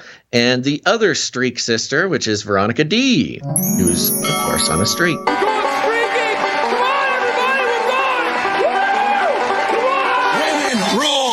There you go. 71 episodes in a row as well. Thank you, the Streak Sisters. Next, we've got Child of God on a streak. 38 episodes in a row, coming in with 3s and fees. Thank you very much. Next, we got Jackie U on a streak. Women rule! 13 episodes in a row, 3s and fees. Thank you, Jackie. Next, we got a big day here because Doctor Who Dundat is on a streak. Comes in with 3s and fees, and Doctor Who Dundat has been supporting the show for 42 episodes in a row, which means Doctor Who Dundat is the answer. Carry this message to Hiram a bit.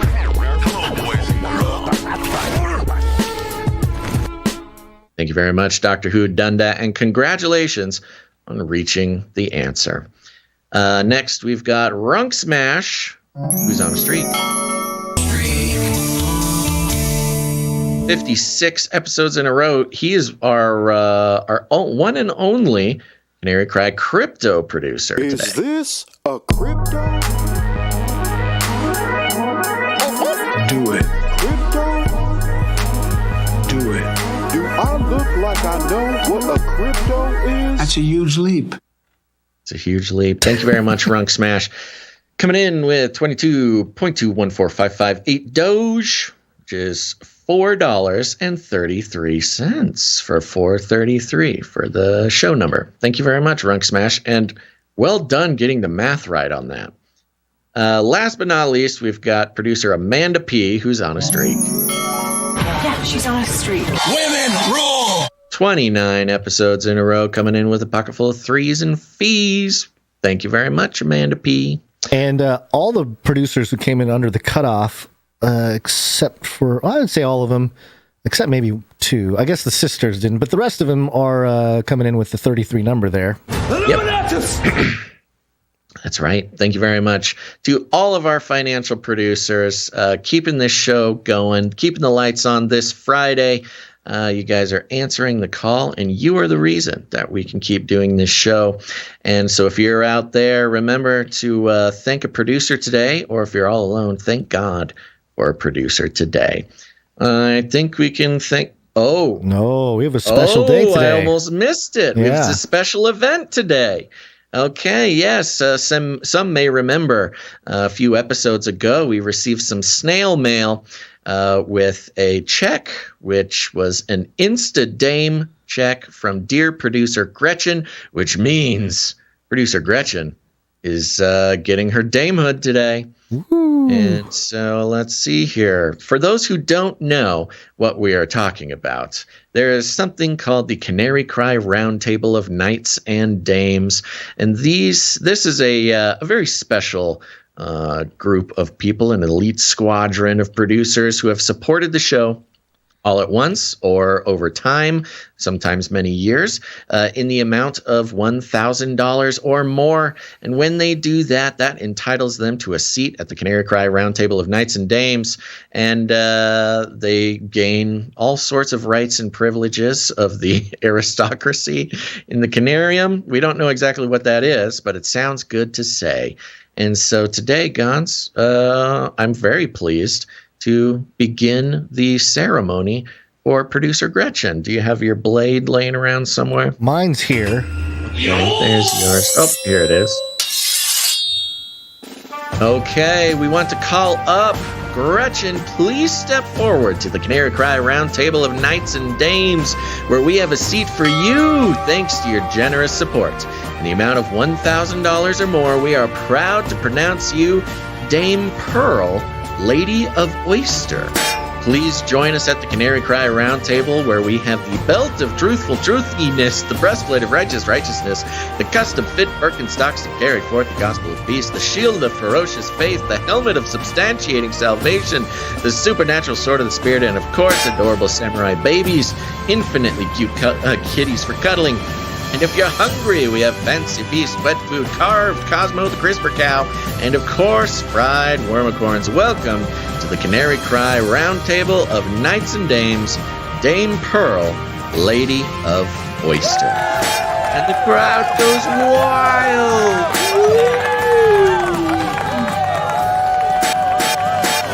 So exciting. Thank you very much, Dame Pearl, Lady of Oyster. And let me read a quick little note here to explain Dame Pearl, Lady of Oyster. I had this pulled up earlier, and it's gone. Here it is. Here's a note from Dame Pearl here. I'm a science teacher and love seeing God's truth in creation, so how about Dame Pearl, Lady of Oyster? My name, Gretchen, actually means pearl, and pearls are formed from small irritants being transformed inside dark oysters, which are later to be revealed as beautiful items of value. And that summarizes how God has transformed me. Thanks. Well, thank you, Dame Pearl, Lady of Oyster. We appreciate your support. We couldn't do the show without you, and are happy to have you at the Canary Cry Roundtable of Knights and Dames. Absolutely. Thank you very much. This is awesome. I was going to update the website here, and I'm running into some trouble here. Oh, trust me. The knighthood page is the next thing on my list to upgrade for us. Great. So yes, keep an eye out, folks. We'll announce it on the show for sure. But the Canary Cry Knights and Dames will have a new special zone that they get. Okay. I think we should thank everybody for their patronage and wake on up. That's a good idea. Shut up and take my money. Thank you for your patronage. Thank you for your patronage. Thank you for your patronage. Yes, it's wake-up time. Hey, yo, wake up. You know what's fun, Gonz, is today... Oh, my gosh. Today, your cough button should be arriving at the P.O. box. I know. Yeah, so that'll be fun. The politic jingle might play sometime in the next 30 seconds. Okay, that's fun. You had to put some oil in the thing to do the pull start. You had to say a little prayer and kick it. Mm-hmm. Okay. I don't know if it's going to play now, but I don't know this, either. Hold on, real quick, though, before you get into the official segment, I did want to say, oh my gosh, it's gone now. It's switched. This is hilarious. Oh, man. So on Twitter during the show, Congratulations Joe was trending. And you know, sometimes when something is trending, sometimes it's just like the hashtag or, you know, something's trending and it just says what is trending, like the phrase or something. But sometimes Twitter puts a little explanation underneath it. So Congratulations Joe was trending just a second ago. And underneath, Twitter put a little explanation. So something, it's gone now. I had it saved because I wanted to read it. But it was something to the effect of, people around the world are congratulating Joe on doing such a great job listing out all of his accomplishments. And I clicked into it. And yeah, there was one or two people who, you know, had to get it trending. Yeah, had a list of like the propaganda, you know, oh, he created 6.5 million jobs. He did a good job boosting and vaccinating and all, you know, that kind of stuff. Most of the positive ones were, congratulations, Joe. At least you're not Donald Trump, or thanks for not being Donald Trump or something. So it's very much Trump based. Congratulations, Joe, which is always funny. And then the rest of them, thousands and thousands of them, were not actually congratulating Joe for doing anything good. They were being mean to Mr. Joe Biden. Like, you know, congratulations, Joe. You destroyed the country. Congratulations, Joe. Many of these I can't read on. It didn't work out. Yeah, for congratulations, hashtag Joe, for hashtag nice today. Hashtag what was it?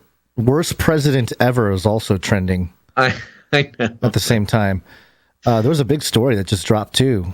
Federal judge ordered Martin Shkreli to return $64.6 million in profits from his life-saving drug Daraprim.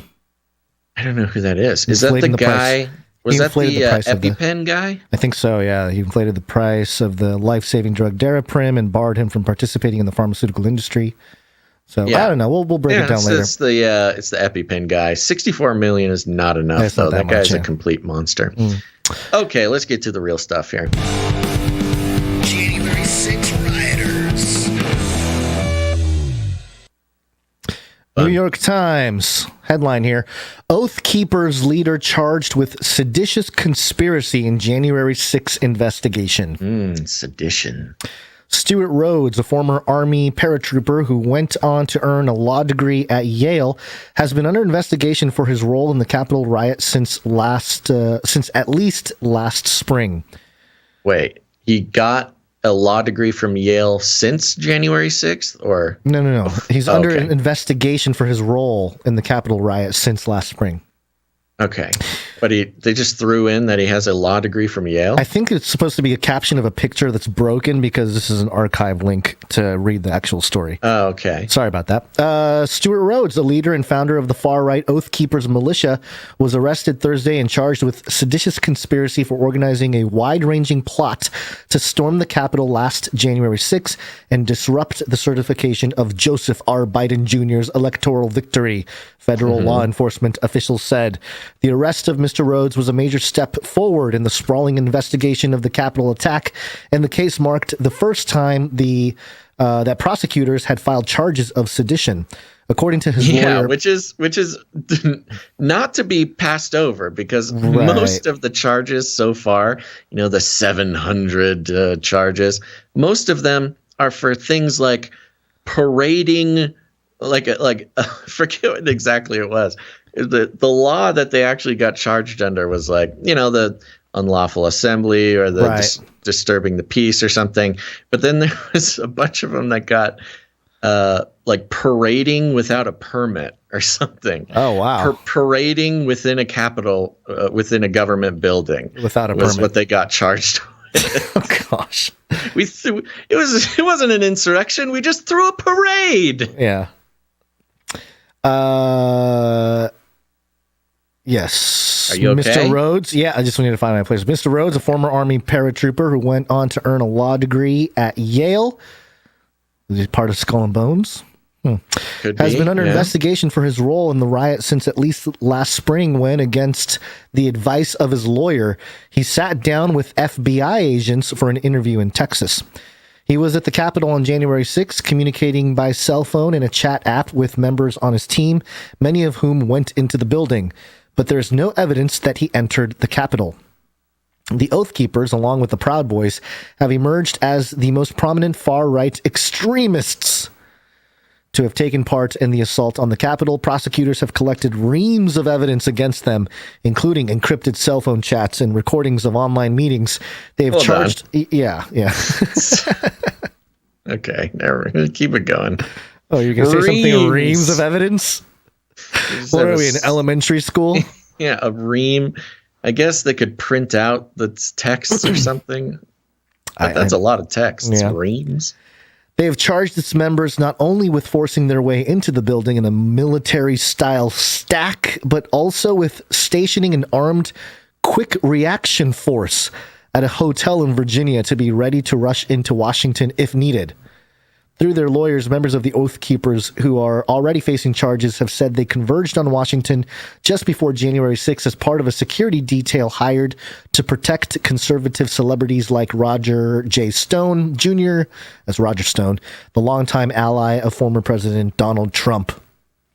In an interview with the New York Times this summer, Mr. Rhodes expressed frustration that several members of his group had, quote, gone off mission by entering the Capitol on January 6th, quickly adding, quote, there were zero instructions from me or leadership to do so. But at least 4 Oath Keepers who were at the Capitol that day and are cooperating with the government have sworn in court papers that the group intended to breach the building with the goal of obstructing the final certification of the Electoral College vote. Mr. Rhodes has also attracted the attention of the House Select Committee investigating January 6th, which issued him a subpoena in November. In a letter at the time, House investigators noted that Mr. Rhodes had taken part in several events intended to question the integrity of the 2020 presidential election throughout that fall and winter, which is not illegal, not a crime. Yeah, not a crime to do that. On Election Day, according to the letter, Mr. Rhodes said that an honest count of the votes could only result in a victory for Mr. Trump, and called on members of his group to, quote, stock up on ammo and prepare for a, quote, full-on war in the streets. Whee. Yeah, when you say stuff like that, even in like a metaphorical sense, it can be used against you, I suppose.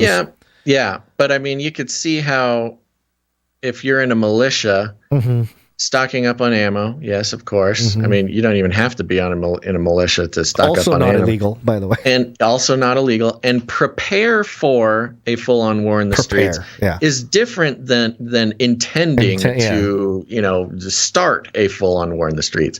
You can be prepared for anything. You can be prepared for a robber to break into your house. You can be prepared for a bear to come down your chimney.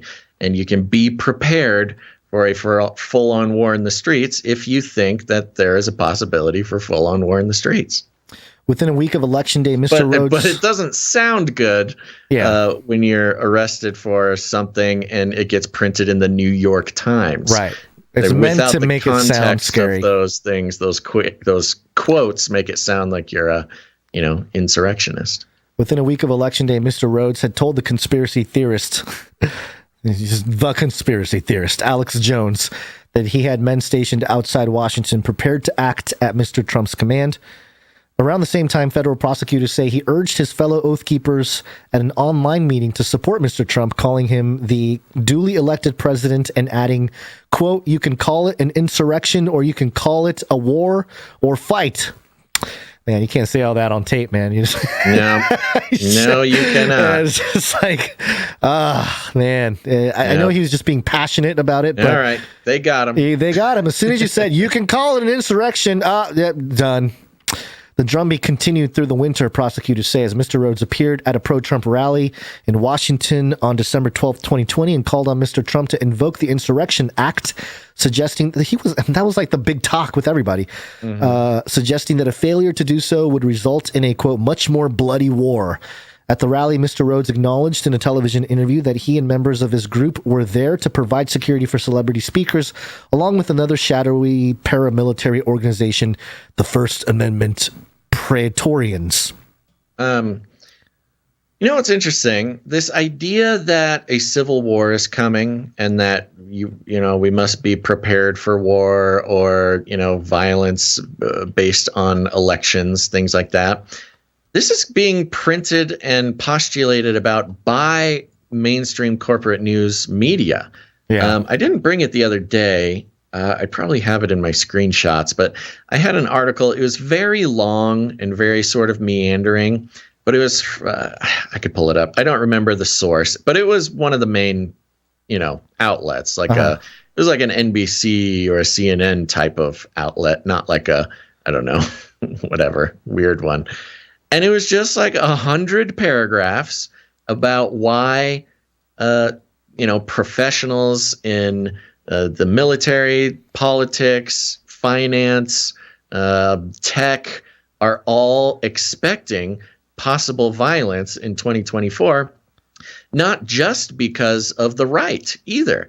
They were quoting, how many Democrats have bought guns over the past 2 years because of the pandemic. Remember the whole run on the gun stores in LA and in California? The Democrats had the highest growth percentage-wise in gun ownership than any other group.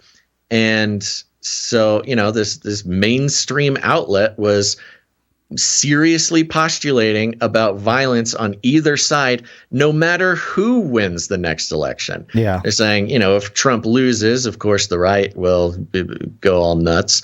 But if whoever the Democrat is loses, Democrats are going to call foul and say that the election was rigged or something, which they did in 2016. That was Russiagate. So, it's just kind of a part of modern politics nowadays. Right, yeah. But very serious people are very seriously worried about violence after the 2024 election.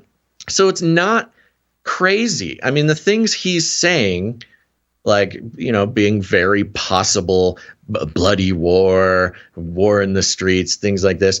These are things that are being printed in mainstream corporate media as well. Yeah. They just happen to not be, a militia leader. Right. So it's a little different. But as far as like the objective things being said, these are not the craziest things for him to be saying. Yeah, I mean, it just goes on here. We can continue reading. It's a pretty long article, but I think we get the point. I think we get track of what's going on with him. Yeah, the big thing is he's arrested, and you can lots of people get arrested. We'll see how the trial goes. This guy wears an eye patch. Oh no, I know. Guy. No, I thought it was him. Oh yeah, Stuart Rhodes. Yeah, he wears an eye patch. Yeah. Huh. Wow. No cool sympathy for the people with one eye. Yeah, you'd think cool. the elite would be like, hey. He's with us, or maybe he is. Yale, man. Yale folk. You know what I want to put on the red book? What's that? Can you pull up the red book? Let's pull this in. Give me this in. Yeah. I want to make a call. We've seen the growth of the sort of I don't know if it's a meme or if it's just a symbol, the symbology, the item of googly eye. Mm-hmm. We've been tracking as becoming more and more popular. It's showing up more and more in weird spots in mainstream culture. Yeah. Somebody is going to have an eye patch with a googly eye on it. Eye patch with googly eye. It might be me, but somebody. Self-fulfilling prophecy. An eye patch with a googly eye on it is such a great look because it's really like, the eye patch look is a cool look. But an eye patch with a googly eye on it has such a profound. You're so much cooler. You've been through, life. There's something profound about it. I don't even know if I can articulate it right now. Yeah. But as an image to pop up in mainstream culture, it can be very powerful for some reason, and it'll happen. I'm going to say it'll happen. I don't know how. I'm not going to put a date on it. And again, it might just be me, and then I won't get the points for the red book. But keep an eye out, everybody, for an eye patch with a googly eye on it. All right, well, we're still doing politics, but this one's interesting. Epstein didn't kill himself. Yeah. The saga continues. This is coming from BBC.com, which has so many pop-ups. Okay. And the headline is Prince Andrew loses military titles and use of HRH. What is that? Her Royal Highness's... His Royal Highness.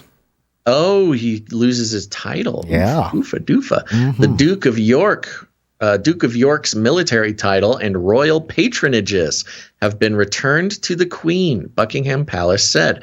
Uh-oh, Prince Andrew, 61, will stop using the style His Royal Highness in an official capacity, a royal source said. It comes as he faces a U.S. civil action over sexual assault allegations, claims he has consistently denied. A source close to the Duke said he would continue to defend himself against the case brought in New York by Virginia Giuffre. But the source insisted a judge's ruling on Wednesday that the civil action could proceed was not a judgment on the merits of Miss Giuffre's allegations. Oh. That's kind of a big deal. The judge saying, like, this is not just about her. This is about Prince Andrew being a skis ball. Buckingham Palace said in a statement, with the Queen's approval and agreement, the Duke of York's military affiliations and royal patronages have been returned to the Queen. Interesting, the BBC put it this way as we analyze the way that they are reporting this. They're talking about it comes as he faces a U.S. civil action over sexual assault allegations. They don't mention the pedophilia. Yeah, they don't mention that it was a child that he sexually assaulted. Yeah, of course. Why would they? Yeah, because apparently, as we know in today's culture, every important famous man has some sort of sexual assault allegation. That's not, crazy. Everybody's got one of those, but don't add the pedophile thing on it. The Duke of York will continue not to undertake any public duties and is defending this case as a private citizen. All Prince Andrew's roles have been returned to the Queen with immediate effect and will be redistributed to other members of the royal family, a source said. The issue has been widely discussed with the royal family, the source said. Like Harry and Meghan, Prince Andrew retains his title, HR8, but will not use it in any official capacity. Blah, blah, blah. Okay, there you go. Things are happening. Yeah. For that to be officially announced, they have to be in some level of confidence has to have left the building. Well, at the bottom of the article, the 52-year-old told the PA, this is Lieutenant Stuart Hunt, 1st Royal Tank Regiment, who signed a letter here. Quote, "It's an unsavory business. I'm just glad he's not associated with the military now." Quote, "Whether he's guilty or not, he has brought things into disrepute. He's not fit to serve in an honorary rank. He has foregone that right by getting into this sort of situation." So it's almost like most people know the deal, but yeah, it is interesting that BBC omitting the details. The thing that makes the whole Prince Andrew thing wrong beyond just the assault part is the underage issue. Well, I think the reason why to leave that out is because it connects him with to Epstein, yeah. Not even just to Epstein, but the concept of a worldwide pedophile ring. Yeah. You know, you can't have, even the BBC knows, you know, hey, this is the royal family. We can't report that he's allegedly connected with a worldwide pedophile child sex trafficking ring. Right. I wonder what they would rather have.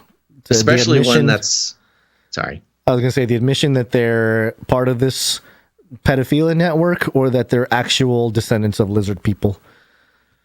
They had a choice. Yeah, that's a good question. Like you have to tell them one. Well, I think they are making their choice now.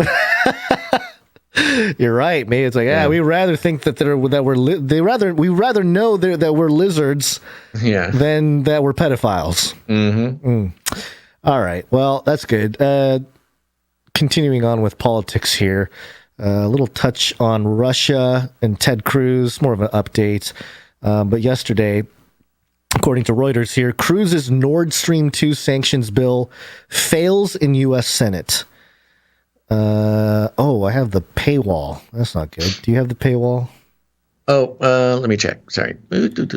Sorry, I can probably... Reuters. No, this is my first Reuters article open today, so no paywall. All right, let me try to... I'll start, and then you can take over once you got it up. Okay, hopefully this unlocking is done before you finish. Sounds good. Yeah. Cruz's Nord Stream 2 sanctions bill fails in the U.S. Senate. The U.S. Senate on Thursday failed to pass its bill to slap sanctions on Russia's Nord Stream 2 natural gas pipeline, sponsored by Republican Senator Ted Cruz, a day after Democrats unveiled their own legislation.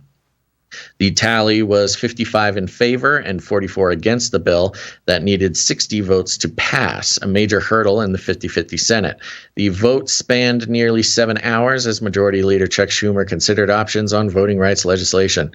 Okay, get to the meat here. Senator Robert Menendez won the support of many of his fellow Democrats, including President Joe Biden, for an alternative bill to be introduced Wednesday. His legislation would impose sweeping sanctions on top Russian government and military officials and banking institutions of Moscow if Moscow engages in hostilities against Ukraine. Senator Jean Shaheen, a Democrat who had originally co-sponsored Nord Stream 2 sanctions legislation with Cruz, voted against his bill, saying it risked breaking unity in Washington and in Europe over Russian aggression against Ukraine. She said Cruz's legislation would drive a wedge between the United States and its allies, particularly Germany. The United States, as well as some European countries, including Ukraine and Poland, opposed the pipeline, which would deprive Kiev of transit fees as well as increase Moscow's leverage in Europe, where gas prices have been soaring. Yeah, so for those who don't have, who need some background or a refresher on Nord Stream 2, this is the natural gas pipeline that Russia wants to build to supply Europe with natural gas, which would, with Europe right now is having a lot of natural gas issues and prices are skyrocketing. But the problem is to get a pipeline from Russia to Europe, Germany, I think is the first big stop. You have to go through either Ukraine or Poland or something like that. Traditionally, Europe's first line of defense against Russian aggression. And so the idea of thank you for protecting us from Russian aggression for a couple of centuries or whatever. But now just let them into your country and let them build a pipeline so we can get cheap gas. And Poland and Ukraine are not having it. It's also been in the background and sort of lurking when we talk about, the Russian aggression against Ukraine, the weird false flags and the lining up troops at the border, et cetera, et cetera. Nord Stream 2 is sort of the big economic driver of that whole stance that that Russia is, sort of using against Ukraine. So this is the U.S. within the U.S. voting on whether the U.S. is going to support this action, support Ukraine or Poland against Russia. Okay, right. So that's but the problem is slapping sanctions on you got this really complicated situation where Germany wants the pipeline and other Europeans want the pipeline. But, Poland and Ukraine got to make some sacrifices just to let, other countries get cheap gas. Yeah. And, along with that is like actual sort of military or paramilitary activity by Russia. Well, it's interesting because so much of during the Trump presidency, the Russia thing was connected to Republicans. And, I don't remember any specific thing with Ted Cruz being accused of being, a Putin doll or something like that. But it's funny how when something like this comes out, it gets rejected or fails. But then it's like all the people that were calling Trump a Russian asset that would push it back against him. Totally. Like, let's let Putin have his little thing through. When it's Ukraine. The Democrats here who are saying, "Oh, you're being too hard on Russia, Republicans. Be nicer to Russia." Yeah. And considering, Joe Biden and his long his family Ukraine history, he's made a ton of money. Ukraine, he has some interests he wants to protect there.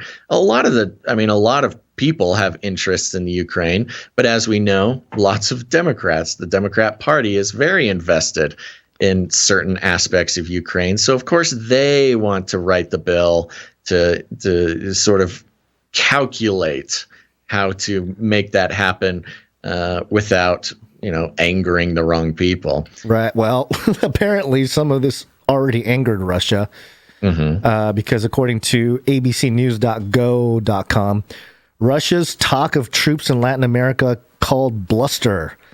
And it says here, Moscow, Russia raised the stakes Thursday in its dispute with the West over Ukraine and NATO's expansion when a top diplomat refused to rule out a military deployment to Cuba and Venezuela if tensions with the United States escalates. Deputy Foreign Minister Sergei Rybakov said he could, quote, neither confirm nor deny, or confirm nor exclude. Oh, different there. Neither confirm nor exclude the possibility of Russia sending military assets to Latin America if the U.S. and its allies don't curtail their military activities on Russia's doorsteps. It's almost like the Democrats are like, no, let him do it because he's going to attack us if we don't. Yeah. Quote, it all depends on the action by our U.S. counterparts, the minister said in an interview with Russian television network RTVI, citing Russian President Vladimir Putin's warning that Moscow could take unspecified, quote, military technical measures if the U.S. and its allies fail to heed its demands. U.S. National Security Advisor Jake Sullivan dismissed the statement about a possible Russian deployment to Cuba and Venezuela as, quote, bluster in the public commentary. Ryabkov said led a Russian delegation in talks with the U.S. on Monday. The negotiations in Geneva and a related NATO-Russia meeting in Brussels took place in response to a significant Russian troop buildup near Ukraine that the West fears might be a prelude to an invasion. Russia, which annexed Ukraine's Crimea. Okay, so just more history on Russia and Ukraine there. Yeah. So who is saying that Russia is planning an invasion of Latin America? They're trying to put Russians in Cuba again? What is the source of this rumor? Hold on, let me go because I think this Deputy Foreign Minister Sergei Ryabkov said he could neither confirm, and this is the Russian guy, I think. He's saying that he can't confirm nor exclude the possibility of Russians sending military to Latin America to position them, kind of as a threat to the U.S. Like if the U.S. doesn't step back and let us do our thing, we're going to send troops to Latin America as kind of a standby. Like, hey, it's wars and rumors of wars. It's like a flex. And you're like, oh, we're going to send our troops, and then then the U.S. National Security Advisor Jake Sullivan is like, whatever. It's all banter, Yeah. But he's probably in Putin's pocket there. He's just not having any resistance to... Sounds like a bit of a stretch. I don't know. I don't know what the situation is behind the scenes, but point being that, just more saber rattling and using big words and threats of military presence. I don't know. Kind of soft, to be honest. Like, oh, we're going to send troops to Latin America. Like, why? Why are you afraid to send troops to mainland America, Russia? No, they just want to hang out in Havana, take a little boat to Key West, hang out on Duval Street. Yeah, go find the underground chambers at Epstein Island. Oh, sure. Yeah, that too. Putin probably has a room of gold in there, you know? Oh, Putin's got his own island. He doesn't need Epstein. Yeah, maybe he sold it to Epstein. All right, that's it. Maybe. That's now we're completely off the deep end. Yeah, just speaking of, we could say all sorts of things. Yeah, we can say anything. We're value for value, man. We don't have to abide to anyone's requests. Sorry, Putin. We have no evidence to this. Sorry, Vladimir. Don't shoot down our airliner or something, please. We're taken. Okay, you want to thank some artists and stuff? Let's do it. It's break time. Come on, take a break. This is the second break where we thank producers who come in with their time and talent. We consider Canary Cry News Talk to be a place for therapeutic reflection of our troubling world, and we do so by expressing these troubling times with art, music, jingles, ISOs, all kinds of production work, and we like to thank those who come in with that. First up, Jade Bouncerson, thank you for doing the timestamps for episode 432. Thank you very much. And we did solve the mystery of timestamps for 431. Yes, it was Jackie Yu. Thank you. Yes, Jackie thank you Yu. very much, Jackie Yu. And yes, it was a technical error of nobody's fault. Yeah, So well, thank you very much, Jackie Yu, for your work. We'll blame big internet for the problems. Yep, let's do it. Yeah. Love blaming big internet. Big internet. We also have an audio production segment that we would normally do, but we didn't get any new audio production today. I did not see anything. Don't think we saw. I didn't see anything, but I could have missed it. I'm double checking. I do not think so. Oh no, we already. Yep, nope. The last one we got was the audio production jingle from Learback. Right. On the 12th. Okay. Well, just play it just for fun. Oh, okay. Hold on. I wasn't prepared to play it because there's shows set up, and sometimes it's all good. Yeah. Whatever. We'll get to it. Skip it. All right. Okay. Let's just go straight to the art today. Where's my art jingle button? Oh my gosh. Oh no. Okay. Well, let's see. Gotta wait for the backup to load. Been a rough transition. Oh, I haven't had the time to sit through all the file, copying and pasting. There we go. One art, please. And we will start with Dame Allie of the Skillet Nation. One art, please. Another one from Allie now. Here it is. I actually have a brand new folder for all that stuff. It's all documented. And this one is called Not an Informant. And the note reads, so what happened here? How come I have it here? Ray Epps is fed up and wants to clear his name. He's just a regular dude, guys, not an informant at all. Just like, not subject to the same legal ramifications as those less well-connected scofflaws from the insurrection last year. Oh, Ray Epps. And we've got this beautiful portrait here of Ray Epps. He's got big old eyeballs, just such innocent eyeballs. And he's wearing a baseball cap here that says, "Not FBI." Also on his shirt here, he's got a patch that says, "Not FBI."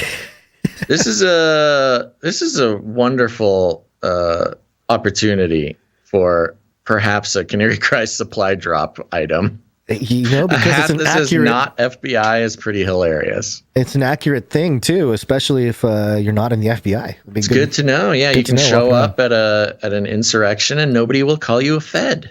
Yeah, nobody will. I think I can say this without doxing anybody, but there is someone at the church that I'm attending now who is he's an FBI agent. I don't even know if it's officially an agent. He works for the FBI. Mm-hmm. I've talked to him and try to well, so what do you do? He's like, oh, mostly paperwork. He's one of these guys. He's not these guys that are. That's what they all say. Yeah, that's what they all say. I know. But him and his family did a whole Halloween thing back in October, and it was cute, for the kids and whatnot. And you go through and you collect letters from all these different stations. And at the very end, you have to put the numbers correctly in the lock, and the lock opens, and you get the magic password, and you get candy and all this kind of stuff. Like a little escape room. Yeah, a little escape room type of deal for the kids. It was pretty simple for the kids. But the password, the main word, was spooks. From the FBI a little double agents. entendre, a little Halloween double entendre. Yes. So I thought that was pretty funny. All right. Well, now we know who you're. Now we know who's keeping an eye on you. I know. I didn't say anything to him because I don't want to. I haven't brought up a lot of these topics, Probably for the best, but probably for the best. You also don't need to worry because he already knows. I'm sure he already knows. Yeah. Late to the party. Okay. Yep. There you go. Thank you very much, Dame Allie. Wonderfully done. And of course, yes, we've got some little lizard eyeballs in there on Ray Epps because he's definitely not FBI. Definitely not FBI. Next up, we have Sir Dove, Knight of Rusbeltia. One art piece from Dove. And per usual, I think he came in with 2 art pieces. Excuse me. This first one here is coming in. Oh, what happened? I need to really get used to it. Something happened with the email. I changed the email thing. We got to figure out a system, man. Because it's been, here we go. It's been pretty much all year. I know. that there hasn't been a smooth. I know. There we go. For the art. From Dove. Piece for today's artwork, I did a bib design for the Canary Cry supply drop and made a hand-painted flag for the non-jabbed. I loved all the designs that have been sent in so far, but I thought I'd make one strictly for the unjabbed American. Hope you guys like them. Keep doing what you do, and I'll keep praying for yins. Thank you, Sir Dove. I'm going to start with the bib idea here. Yeah, this is great. We've got the art is already in and ready for the tweet hungry boys. Canary Cry lobster bib or something, and there it is. It's a nice sort of Western style tweet hungry boys. It reminds me of like a Western saloon style font there, and we've got a big old googly-eyed canary head and a big old Gonz canary head, and I think that'll look just beautiful on our adult-sized snacking bib. For tweet hungry boys, for when you're slurping down that greasy Colonel Sanchez, fake meat sandwich. We should put little holes where our mouths are, so if we catch the food, your clothing will get dirty. Yeah, no, there's a little tube at the bottom. There's a little pouch, and the food falls into that pouch and follows a tube into the Soylent Regeneron machine, and just turns it into a new type of schlorp. Perfect. That's exactly what I was thinking. The other piece here is the unjabbed American flag. This is fun. This looks like he made an actual flag. It looks like a physical flag. Yeah, it's an American flag. Oh, I see. His American flag. I see what he did. He blued out where the stars usually go. And where that is a syringe with a circle and a line through it in red and some text that just says, nah. This is actually this is pretty good. This is something. I like it. I think we can. I need a life size. Maybe I'll just because there's the neighborhood thing with the Let's Go Brandon flag against the Biden 1 flag, and there's a bunch of American flags. I wonder. I probably couldn't hoist this thing on my house because the wife might not be too stoked about drawing that kind of attention. That's a great way to be targeted by some pro-vax goons. I can probably put it next to Let's Go Brandon, just to kind of... I'm sure they would appreciate that little gift from their very thoughtful neighbor. Maybe, how they have those little flags? I'll just get one of those and then I'll plant it, right in front of their house in one of their planters. Yeah. And there you go. That's funny. That is, another great item for the Canary Cry supply drop. Yeah, this is good.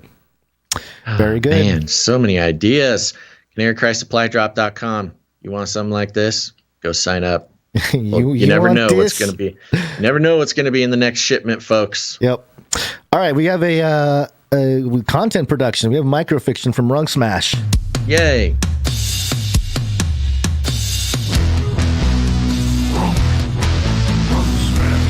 Thank you very much, Runk Smash. Here's a question for you, Gonz. He sent in 2, basically. Are we supposed to save these for 2 separate things? There's technically not a limit on what you can send in. We can read both of these. There's no protocol to say we can't, but are we supposed to save one for next episode or something? I don't think so. Okay, I'm just going to read them. Okay, yeah. Okay. Do it. Here we go. Runk Smash's microfiction saga continues. The first one goes like this. And Canadian border opens for Captain Sanchez's Soylent Meats shipments, marking the first time since late 2022. This is the one I already read. Yeah, what are you reading? Hold on, sorry. I made a mistake. Do you want me to copy? I have it. You here, have it? so Okay, put I it can in there. copy and paste it for you real quick here. That was my bad, and I know exactly what happened because I was gonna copy and paste it myself, but I saw one was already in there. I thought maybe you did it. Okay, here we go. Start it up again. Deep in the Canadian woods, a mustachioed man opens his trunk and begins pulling out cat-eared robot servers. Please, sir, I have dishes to get out, one objects. Don't worry, says Sanchez. When 33 arrives, you'll never have to serve them again. Basil and Gonz are at the CanaryCon mega meetup when a robotic pillar approaches a man in an obviously fake beard. 23, this is 18. 31 trapped me in this tall box. Have you seen father? I must tattle. Basil stares aghast. His fears confirmed.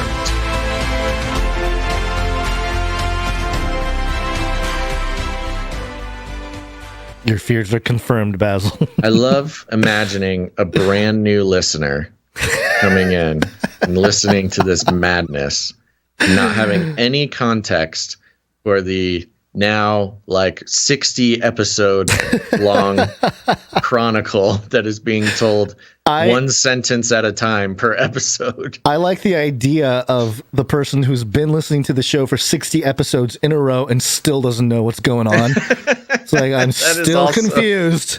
What is happening? Still confused, but I do like it. I love it. Thank you very much, Runk Smash. And let's see. Let's do a little meetup thing here. Meetup? Canary Cry Meetup. You see this note for the Washington meetup? I am looking at it now. I don't have the... Well, you can just read it. Yeah, I can read it. This is from Ciara. Okay, so when you get to the Washington meetup. Got it. Okay, so go to CanaryCry.Meetups.com. Look to see if there's a meetup happening near you to connect with Canarians or just, like-minded people. If you don't see something happening near you, then you can take initiative. This is your call to action. Choose a location, figure out a date and time, make a flyer, and promote it. We will help you do that. You can contact any of these producers who have organized meetups in the past. They'll help you out. The first one, Ciara, you got some? Nope. Oh, I just heard you go. I did make a noise. You made a noise. Ciara has been doing Zoom meetups for a while now. Third Saturday of every month, 11 a.m. to 3 p.m. Pacific time. You can email ciaralauren93@gmail.com. Connect with her so you can be a part of that. And then we have the Washington and Canada Canary Cry Community Meetup. Should I read the note first? Let's see. Oh, okay. All right. It's happening on March 19th, 2022 at 12 p.m. And let's see. Okay, the note here says, if Canadians are, this is from Ciara, if Canadians are interested in joining, can they please contact me? I'm not sure what the status of the border is for unvaccinated folks, so if I don't get enough of RSVP from the Canada side, we may have a home fellowship in Washington. Thank you. So thank you very much for that, Ciara. Little update on the Washington and Canada meetup. If you're in Canada and you plan to attend this, definitely contact Ciara so they can she can schedule accordingly.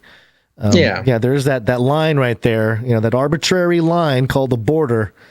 It would the other side of that line is a Trudeau's. I don't know. Gonz is going no borders, no walls, no borders. Hey, we're all no countries. We're all one, baby. We're all one human race. So yes, keep. If you are in Canada and you would like to attend this meetup, contact Ciara. She'll let you know what's going on. She'll let you know. Let you know. CIA will she'll let you know. I just had to update it because I did move down the Idaho meetup off the page here.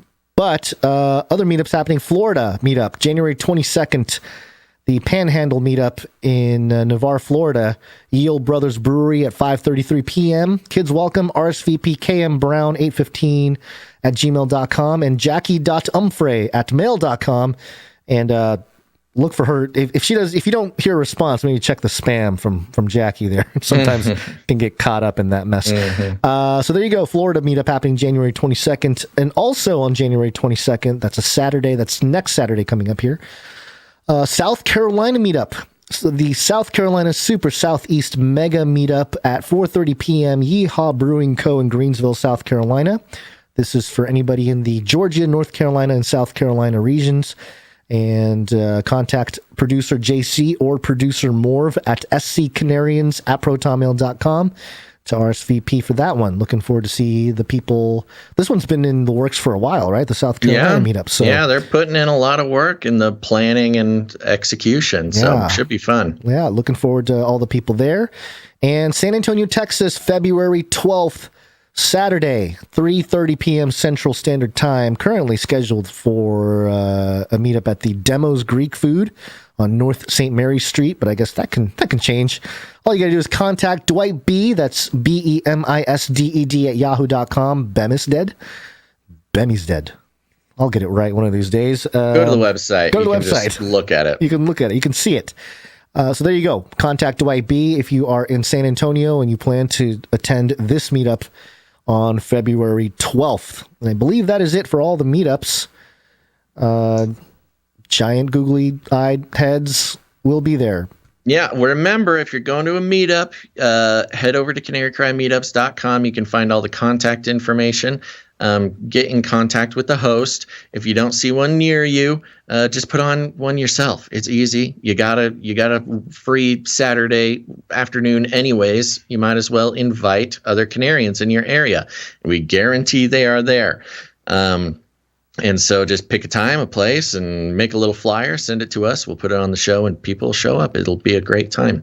And yes, at CanaryCry.Meetups.com, make sure to print out your Basil and Gonz heads and little cutouts there so you can have Basil and Gonz at the meetup as well. I look so sad.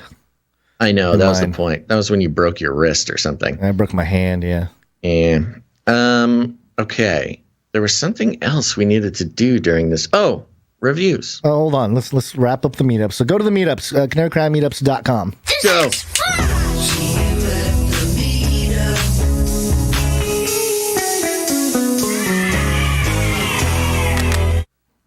Reviews. People are asking where the meetups are. Go to CanaryCry.Meetups.com. Are you not listening to me? CanaryCry.Meetups.com. No, are you talking about KB Cool on YouTube? Well, I wasn't going to dox him. I just doxed him. He says, where is the Washington meetup? So he's asking more specific. Yeah, I know. You go to the website. The information is on the website. I know, but at least it wasn't more generic of a question. I'm not sure if that was a good defense, good enough to dox him on the show. Okay. But okay, that's okay. Here's some ratings and reviews. I mean, not very many. Not very many of them, may I say. We have one. Daddy's mad. I am mad. I spent a lot of time yelling about ratings and reviews, and we've got one rating and review in all of 2022. Oh, seriously? Just one? Wow. So they get the prize. This person is the best ever.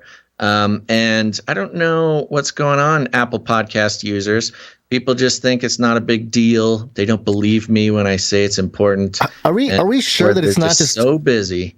Are we sure that it's not Apple Podcasts finding out what we're about and slowing down the Well, the one way to find out is if I read this review. If you're out there and you left a review because you're a good Christian person, then let me know if I didn't read it here. We'll get to the bottom of this. But I do find it egregious that we have gotten one rating and review on Apple Podcasts in 2 weeks. Yeah, we're trying to get 5 or more a week to benefit from this. And Gonz, I don't know if you've looked at the numbers. They're fine, but they are slowing down. And, I don't know if people just don't believe me when I say that leaving ratings and reviews helps out a lot. But here's the thing. It just takes 2 minutes. You leave a rating and a review. If you have an Apple device, do it on Apple Podcasts. Search your phone or tablet or computer for Apple Podcasts. It's a little purple icon. Click on that.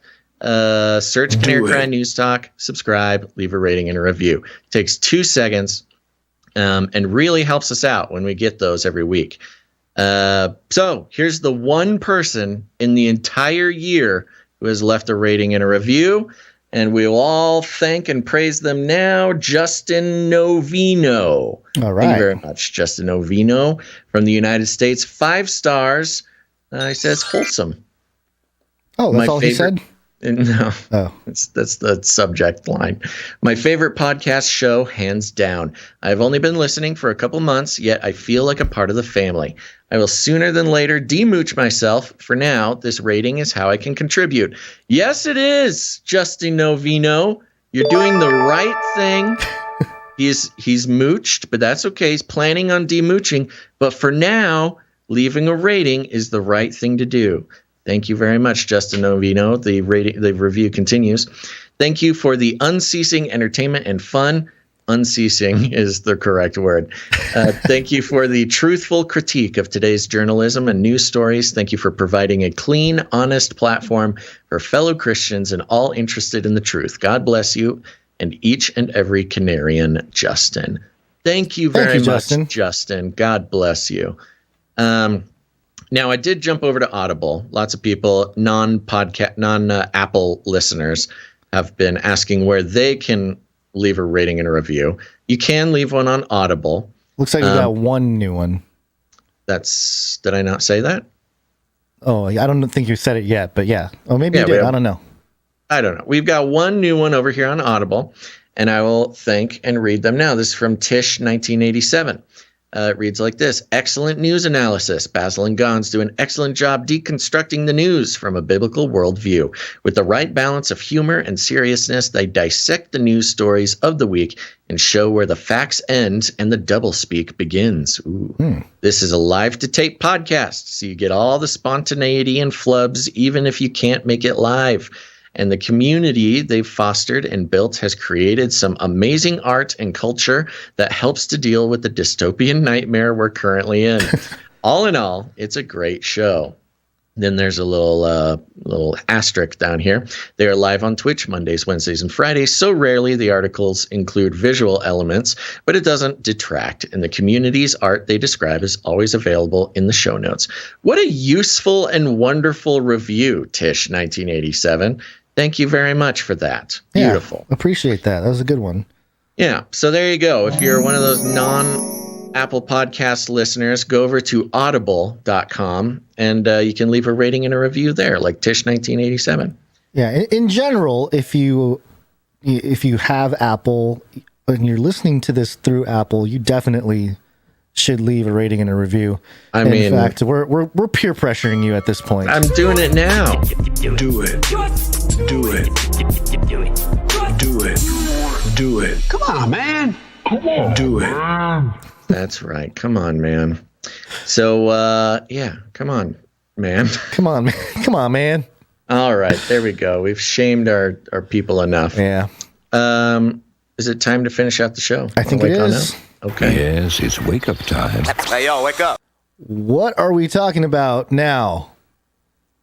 I am not as prepared as I should be here. Oh, hey, it's your least favorite subject.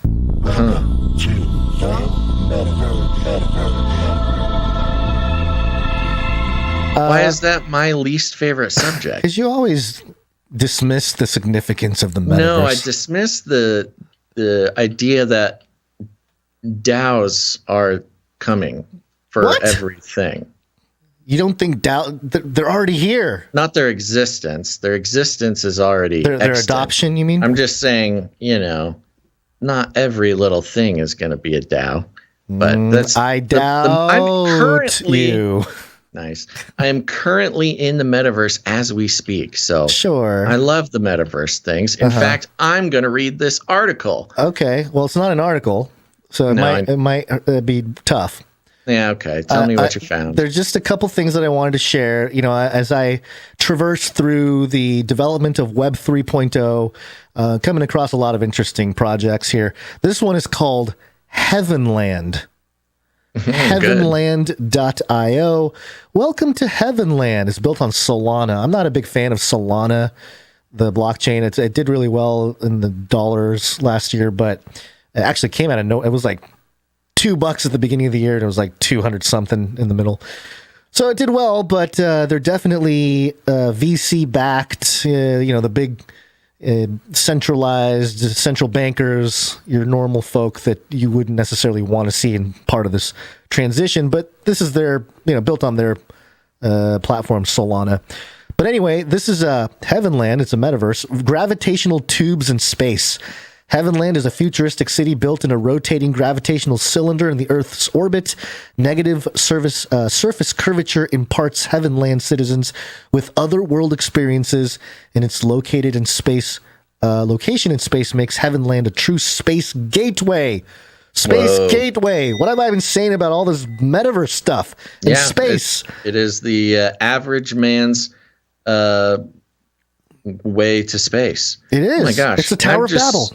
I just scrolled down to the partners. Let me get there. Okay, buddy. I'm letting you get there. Fine. You just caught me by surprise. I told you about it in text form too. Like I didn't know it was 3 or 4 days ago. Yeah. No, take your time. Do your thing. I haven't given anything away. Nobody can see my screen. True. Okay, so it goes through a couple of the features. The city topology of the future. How would you design a city if you can start from scratch? Heavenland has onboarded a team of architects specializing in research of self-sustainable cities of the future. That's why you cannot compare Heavenland to anything you can find on Google Earth. Such places a metaverse don't thing. exist. It's a video game. What are you talking about? No, here's what they're doing. I mean, they are... I know it's a video game, and I know this is all role-playing and all that, but again, do you not think... critique of you. I'm critiquing what you just read. Why are you going again? Why are you always coming after me, racist man? I'm just kidding. I'm kidding. Disconnect my critique of what you are reading from you personally. Yeah, yeah. Okay. Starting to really sound like my wife here. Just got to throw that out there. Just nitpicking on things. Like really. Well, there you go. Getting You into got the minutia. confirmation. Okay, I'll tell the wife tonight. Wife number 2 yelled at me again today. You guys are on the same page on a couple of things. I'll start to think, maybe it's me. Oh, we couldn't have that. Some self-reflection, Gonz. What a horrible experience. So my thing is, even if this is just a video game, if they're collecting the data and the brain juice, the brain power of the masses of the public to try to build something like this, data collection, what kind of problems you might run into. This is like a giant simulation for the people that would want to build a tube space Earthland, Heavenland. Yeah. Okay. Okay. So there's the technology. It's VR. There's a marketplace. And then the partners, as you discovered on your own there. Partners. Cooperation resides in the center of Heavenland philosophy because only through collaboration can we achieve great things. Now, first you have Unity, pretty big game development platform or game engine, or I guess it's a developer engine. And you have Solamids, Solana NFT community, but you have this group called Digital Eyes. Oh my gosh. And Digital Eyes is one of the biggest NFT marketplaces in the Solana space. We are glad we can use their top-notch technological solution to allow you to exchange Heavenland tradables, and they spelled Heavenlands wrong. Come on, Heavenlands. This is that's a straight up typo. It's a straight up typo, which means that the scammers have proven to be less concerned about detail and more about the bottom line here. But their logo for Digital Eyes, pair of googly eyes. It's two big googly eyes, man. This is like I'm pretty sure every single episode in 2022, and this is a great chance to talk about this. Okay. every single episode in 2022 has featured some sort of, culture reference of googly eyes becoming, used as symbology or logos or whatever, comedy maybe, whatever the case may be. But they are popping up everywhere. And I do want to say, for the record, we are not looking for these things. No, we're not. Yeah, that's a really good point. We're not looking.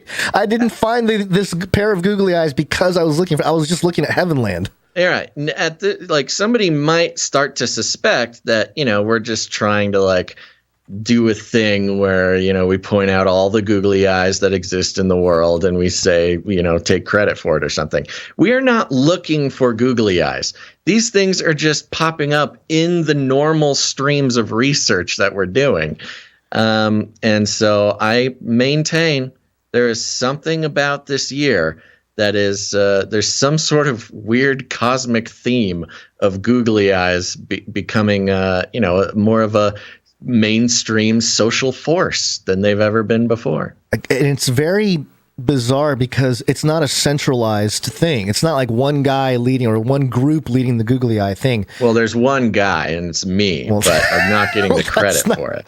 That's what I mean is that you're not putting these googly eyes out there, as part of...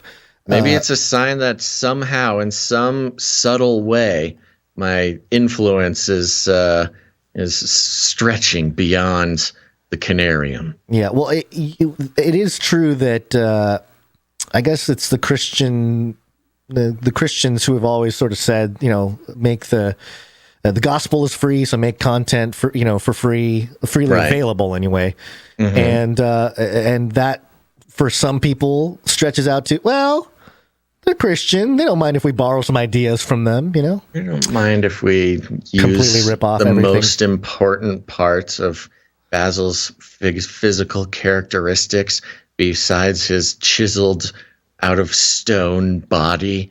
Well, we've used that before. Now we'll focus on the googly eyes. Yeah, but it's okay. I'm not mad. It's just going to make my brand of premier worldwide robot critic website that much more popular. Sure. And this, and just the theme of taking ideas from us. Last year it was Kusama, which is the Polkadot testnet, where they testnet parachains. And if you go to the Kusama website, it says right there, Kusama is a network built as a risk-taking, fast-moving canary in the coal mine. Oh, right. For its cousin Polkadot. So, yeah, I mean, they're just, we're good idea people, but we don't always get credit for that stuff. Which, by the way, if we were to dox the reptilians, the best way to do it is with NFTs. Right. And I'd like to bring attention to the Reptile Syndicate Club. And they have their Twitter account here. It is the Last Supper painting redone with all lizards, or reptiles, I guess, reptilians. Reptilians, yeah. And more cartoon styled. And their icon, or their avatar, their PFP, as the kids call it nowadays, or profile pic, is a sort of stylized version of the all-seeing eye in the pyramid. Yeah. But it's got like a reptilian sort of feel to it. Yeah. This is very interesting. I was scrolling through some of these NFTs, or nifties as the kids call them. And they're very much, Illuminati, reptilian styled NFTs. Some are, holding books that have the Freemason square and compass. Some have space helmets and bags of money. Some have the vestments of perhaps an illuminated priest or something. Now, they're full on doing it.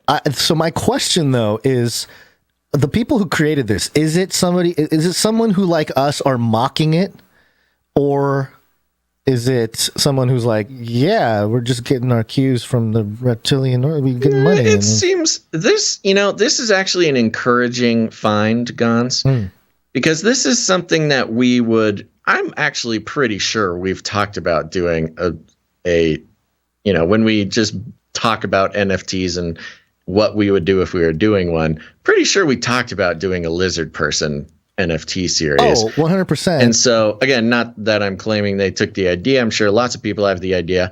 But what encourages me about this is this probably was some small internet community that was just joking and talking about making an NFT project on lizard people and, having fun talking about it and planning it out and actually executed. It's possible, Gonz.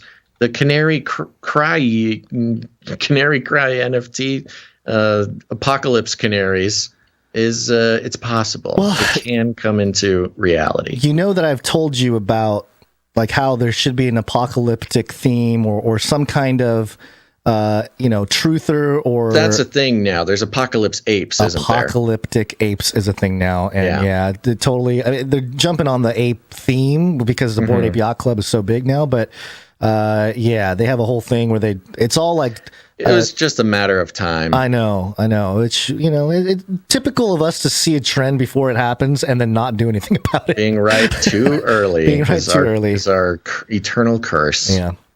So there you go. That's always keeping an eye out for some of these projects and always interesting to look at. When it's this blatant though, and it has this kind of cartoony feel to it, definitely feels like just more of people mocking the idea and they're probably an artist, so come up with a cool concept and especially these generative NFTs, which are pretty cool. I mean, when I say cool, it's the idea of it is interesting because it's the first time physical artists and coders can come together and create quote unquote unique art, so.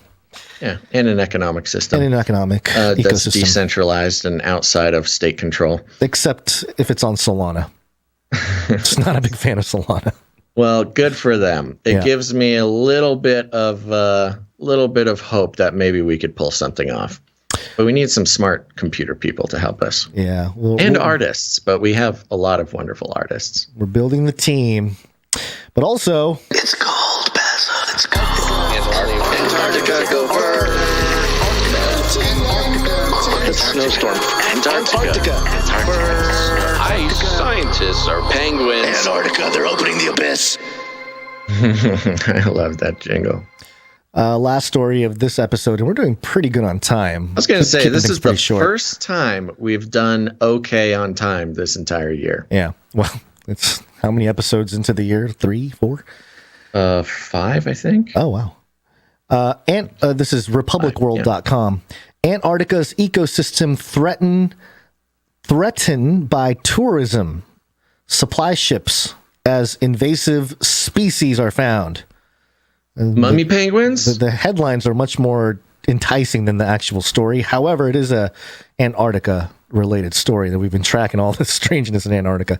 A recent study released by the Proceedings of the National Academy of Sciences discovered that certain factors such as tourism, fishing, research work, as well as supply ships linking Antarctica across the world have introduced invasive species to the continent, which contains nearly 70% of the world's freshwater. That could be another good reason why the elite are trying to divvy up that land for themselves, the water that economy. Region. Yeah, I mean, doesn't George Bush Jr., he owns I can't remember what it was. Maybe somebody in the chat remembers, but he owns a bunch of water, fresh water in the United States. Yeah, fresh water rights. Bill Gates has been buying up water rights as well. That would be an interesting combo.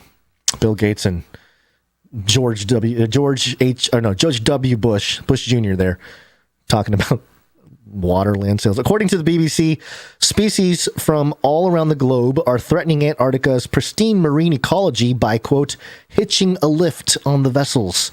As per the study, researchers revealed that the Southern Ocean, which sustains unique biota and is the only worldwide marine zone with no known biological invasions, is experiencing its biological barriers fundamentally impacted by climate change, Sputnik reported. And I would argue maybe there is this unique biota because the conditions have to be just right for a certain type of Nephilim creature. Further, with the combination of increased maritime traffic, invasive species are posing a danger to its present environment as they found ways to survive among its waters.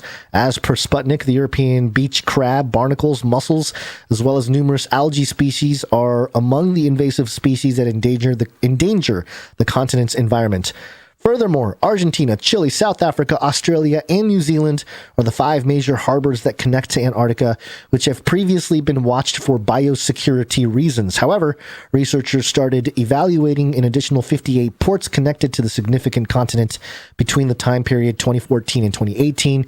There are now records of 1,581 ports that are either directly or indirectly connected to Antarctica. Lead researcher Arlie McCarthy from the University of Cambridge said, quote, "These ships travel all around the world. It means that almost anywhere could be a potential source for invasive species. Those non-native species can completely change an ecosystem," BBC reported. It goes on and on here, climate change and causing issues or whatever. So interesting. Why would they? I guess there's a reason why they want to maintain a secular surface reason to maintain the biome or biodome. Well, not the biodome, the biota, for to keep the water fresh and all that kind of stuff. Yeah, because if any other DNA gets on the power centers, the ley lines, it will affect the shape of the mutating, ever-growing dark horrors of the Nephilim penguins. Well, that's the Nephilim penguins are going to start growing crab claws and dog tails and things like that. Things and we get can't mixed have up. that. They want to keep the Nephilim penguin bloodline pure, like it is written. I was going to say that's the interesting thing about this is maintaining that purity, maintaining that pristine environment in a genetic sense, and to monitor the harbors, with the bio surveillance. Yeah. Well, it's funny because diversity is such a value, champion nowadays. Value and progressive. A champion value in today's society, but they can't have diversity in Antarctica. Oh, kind of like how when God said each after their own kind. Uh-huh. Yeah, God said it. It's got to be biblical. I'm not sure if that's a great one-for-one application of that, but no, I'm saying they're I understand. Without being Christians, they're sort of proving this idea that they want to maintain boundaries between species, which is something that is... You're talking about the scientists in Antarctica. Yeah, the scientists in Antarctica. Yeah, we need some diversity social justice warriors to go picket the ports down to Antarctica and start loading the boats with, that's a good all argument. sorts of wild animals that will collapse the ecosystem in Antarctica in the name of diversity. Well, the biblical narrative will serve as a good way to trigger those scientists. If those liberals come out and with picket signs and say, "What are you, like God in the Old Testament? What are you, theocrats? You theocrats, scientists? Yeah. Let me send my dog to Antarctica." Right. So there you go. And also, let me just add, I did catch up on the film Eternals. Have you seen that one? You've probably seen it, right? Yep. So I caught up to it last night, and Antarctica. I think it was mentioned as some center for the birth of the Celestial or something. I don't recall that. But it was crazy though. That movie. Right. That film is just straight up divine council, watchers, like that. Yeah. It's the whole thing. And, yeah, it actually made the movie pretty boring because you're like, oh, this is just. It's literally the Babylonian version and like modernized. Yeah, right. To fit the Marvel verse or whatever. But, there were definitely, if you knew what to look for, there were definitely like anti-Christian sentiment comments and stuff here and there. And hijacking on some ideas. Well, it's funny because any movie that has like aliens or, some sort of race that watches over Earth, it's always, and those Christians got it wrong. Actually, I'm waiting for one of these films where, there's an ancient race of beings who protect humanity and, somebody asks them about, so does that mean you guys are what we think are like angels and stuff like that? And the the superheroes are just like, no, angels, demons, those are real and different than us, actually. Yeah, we don't get involved with that whole thing. Yeah, we're not allowed to. Yahweh says that's not cool. And you know what? We just do whatever he tells us, because that's you don't want to mess with that guy. Yeah, he's like the Christians had it right all along. And away I go, and they fly away. Yeah, they make it'd be much more interesting. It'd be much less of a playing into a stereotypical storyline. Right. Well, I mean, I guess specifically with respect to the Eternals, they didn't directly make fun of Christians. You kind of had to know what to look for. They're like underhanded, or people that knew. I mean, they didn't make fun of it. They just, the implication was everything that human beings thought was like religious was actually, space people. Yeah, and the fascinating thing is they equated this character Arishem, right, he's a celestial, to Yahweh. Right. There was definitely that thing going on with loyalties and mind control. There's all kinds of stuff. Anyway, well, it was a representation of the Gnostic idea of Yahweh being what is the word? I always forget the word. The D word. There's lots of D words.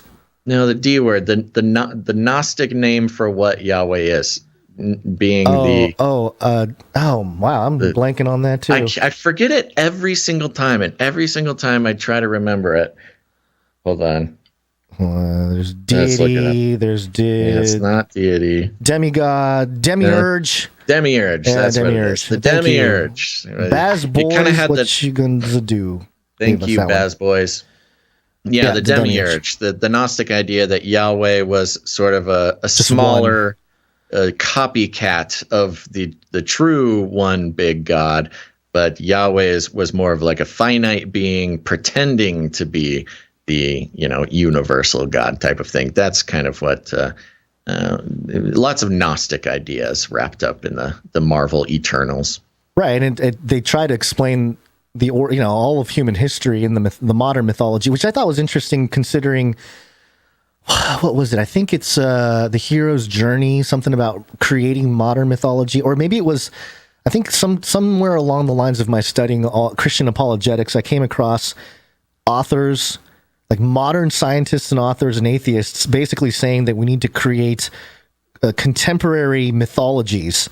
And that's the one thing good about the Bible, is they mythologize concepts of human interaction and, human behavior, and we can learn from it, or blah, blah, blah. The secular idea that mythology is a good thing. Right. And that's why the Bible is good, even if you don't believe it, as literal. But we can accomplish the same thing by creating modern mythology, right? Which is really what the Marvel universe is doing. That's exactly what, and they're using the entire occult, the Sumerians, the Egyptians, that whole line to explain humanity. It's pretty interesting that they've done a good job of, I guess, sort of telling that without being super obvious. I think it's people like us that notice. Problem is, if you already know those things, it's boring. It just looks like a ripoff. Yeah, it does. To somebody who isn't familiar with mystery schools and the different religious sects throughout history.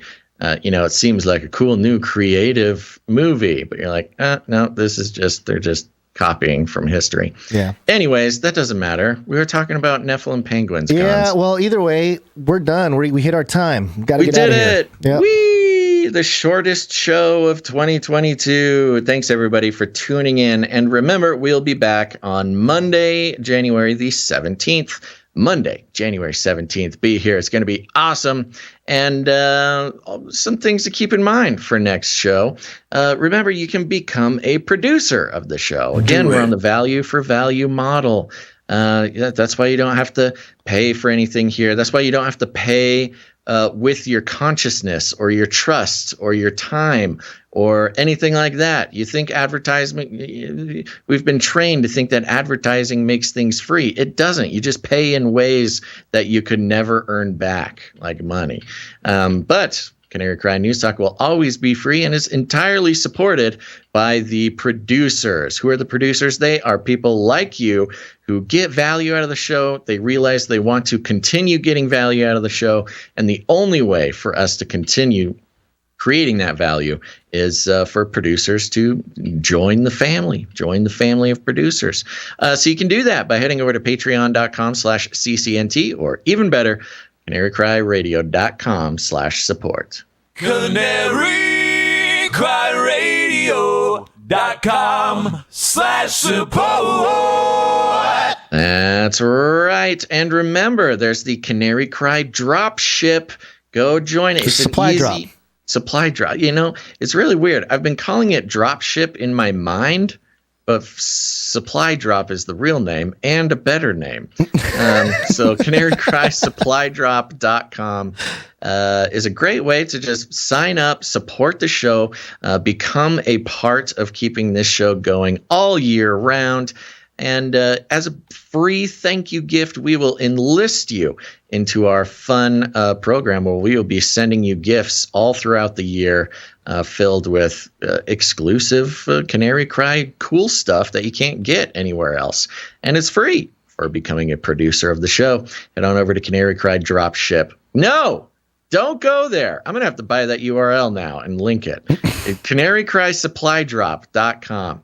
Oh, gosh. It's the beginning of the end for my mind. CanaryCrySupplyDrop.com. Go sign up. It's going to be great. Join the other Canarians, and you can show off your swag at meetups, stuff like that. It's a good time. Yes, but I do want to thank the producers of this episode 433 of Canary Cry News Talk, starting with our executive producer, Sir Aaron, Knight of the Cute Little Piggies, and, of course, our new supply drop entourage, Sir Egorius, Knight of the Squatting Slavs, Zephyr Books and Coffee, Chad C., Kyle W., William F., Jason W., Whitney C., and the rest of our producers. Whoa, what's going on? Palmer B., Stephen V., Spears Desert, Heather Sarus, JC, Malik W., Sir Scott Knight of Truth, Sir Casey the Shield Knight, Sir Salmon's Knight of the Fishes, Gail M., Veronica D., Child of God, Jackie U., Doctor Who Dundat, Runk Smash, and Amanda P. Thank you all for, and a big old congratulations to our new Dame Pearl, Lady of Oyster, for joining the Canary Cry Roundtable of Knights and Dames. Thank you guys for making this show happen. And you, too, dear listener, can become a producer of next episode on Monday. But here's the thing. There's a lot of ways to produce the show. It's not just financially, if that's not in the cards for you. Of course, pray about it. So check the checkbook, check the budgeting apps. That bell I hit on the stream deck, I was counting seconds, 11 seconds. You've got 2 days, Gonz. You've got 3 days, actually. 3 days to convert your files. All right. So where was I? I was saying thank you for supporting the show. What was I saying? Well, you can support the show in all sorts of ways. Produce the show. That's right. You can produce the show with your art or your jingles or your music. Are you a creative person? We've got all sorts of creative producers out there. You know, we have returning artists. We have artists who are dedicated to the craft and the show. But if you're out there, you're a creative person, consider creating something for the show, whether it's a piece of music. We've got the Canary Cry mixtape that'll be playing at the end of the show. Maybe you're a painter or a graphic artist or a jingle maker, whatever the case may be. Create something for the show. We'll feature it on the show. It's a real blast. Contribute to the culture, the Canary Cry culture. Get involved, folks. It's a good time. You can send that all to CanaryCryRadio@gmail.com or CanaryCryRadio@protonmail.com if you're a cool hacker. You can share the show. That's very important. Well, before you do that, leave a rating and a review. Yeah, you. Yeah, you. The guy who listens to every show, and you hear me say this, and you ignore You ignore me. You say, they don't need mine. Or no. Now I'm just starting to think that there is a conscious choice to not leave ratings and reviews simply out of spite or something like that. Let Joe speak for you. We will hunt you down and make you pay. I'm coming for you. I'm sicking Joe on you. We'll come by and tell you what's what. We'll call you a shaved tail Louie or something old school. I can't believe the show has just become using Biden ISOs to just do our bidding for us. You know, like leaving reviews or that's going what to the president is for. The office of the president is to be used by those who have the mind to do it. And that's what we're doing, using it to our own advantage. So go leave a rating and a review. Okay, you got to calm down on this. That's a huge leap. It's a huge leap for me to calm down, buddy. Go leave ratings and reviews on Apple Podcasts or Audible, please. Please. Do it. Wow. It really helps. And when you don't do it, we actually do see a slowdown in new people finding the show. So you can be personally responsible for the show being found by new inquisitive people looking for analysis and deconstruction of corporate news. You want to wake up as many people as possible. This is a great way to help. But if you've already done that, there's all sorts of other stuff you can do. You can share the show, share it on your social media, text it to a friend, hit that little share button, just hit all the buttons and put it out there. Again, it doesn't matter if you don't have that many followers or whatever, or maybe you're trying to protect your reputation online or something. I mean, come on, folks. This day and age, just share the show. It's important. People will thank you for it. And so will we. But you don't have to do it in the normal way. A lot of people, maybe they've already shared it and they've gotten whatever fired or something, of course. Just kidding. This never happened. Share the show. But some people are a little bit more creative. They're eccentrics. They don't live by the rules, man. They're mavericks on the front lines of new thought. And that's the type of people who listen to the show. And they don't want to share it in those normal ways. They want to do something a little bit different. And here's one thing you could do. We've had this theme of Canary Cry activism, infiltrating the movements, the social movements going on, and how it's such a ripe environment for expressing anti-establishment views, things like that. Well, this time, here's the thing. Ted Cruz tried. But you can succeed where Ted Cruz failed. That's right. I'm talking about the Nord Stream 2 pipeline, baby. Go ahead. Either hop into your teleportation device or drop a few grand on a plane ticket to Europe. I'm telling you, it'll be worth the investment. You can see a few sites, try some new food, learn a new language, but most importantly, you can join a rogue group of European social activists who are trying to either stop or help the Russians make a pipeline. I'm not really sure which side is the right side to be on, but it doesn't matter. Find either side, maybe both sides. You're going to have to prove that, you're an American with either pro pipeline sentiments or anti-pipeline sentiments, but you're quality folk. You know how to do this. You know how to play the game. And join one of these groups. They're going to test your loyalty. They're going to see if you'll, sabotage a pipeline maybe, or they're going to want to know if you're vegan. Look, here's the thing. You got to make sacrifices. They're going to want you to try to eat the fake Impossible Burger to prove that you're a vegan. Just do it. You're going to be okay. Just take one bite and say, yummy. I love it so much. It's my favorite thing. I don't even like real burgers. They're so bloody and delicious. Gonzo. This is my time. But But you'll pass their test, and they'll let you in to their weird eco-terrorist group or their pro-Russia pipeline group. Again, it doesn't matter. And while you're in there, you're going to go do some picketing. You're going to picket by the pipeline. You're going to be standing right there by a big old natural gas pipeline. They're actually smaller than you think. You'll be surprised. But make sure to head to CanaryCry.Street.com. That's right, CanaryCry.Street.com. Print out all those flyers, and while you're there in Europe, you'll be pasting those Canary Cry Street Team flyers all over that Nord Stream 2 pipeline. And you know what's going to happen more than anything? No, you're not just going to tell Russian pipeline workers who need something to listen to during long pipeline work day where Putin gives us a can of anchovies to work and make his pipeline for glorious Russia. Well, they'll see the flyers. They'll start listening to the show. That's great. But after some sort of horrible pipeline sabotage happens, news crews will show up. That's right, BBC will stop by and start filming the pipeline. And what is that fluttering down from the explosion of the eco-terrorists? It's flyers for a weird new website called CanaryCry.Party. And what's better than BBC airing footage of some of our Canary Cry Street Team flyers? Hold on, let me pull it up. There's the White Girl Shaman flyer. You're going to want to get that White Girl Shaman flyer up on the pipeline. That's very important. Of course, there's the Joe Rogan horse paste flyer. That's going to let everybody know that, you're I don't know what it'll let them know. It'll let them know something. But if you go to CanaryCry.Party, you'll see the link there for Street Team resources. Go print out the flyers. Oh, the best one is you've got the Commie Cry radio. That's what you need. The Commie Cry radio flyer all over the Nord Stream 2 pipeline. And suddenly the whole Ukraine will become big fans of the show, all because of you.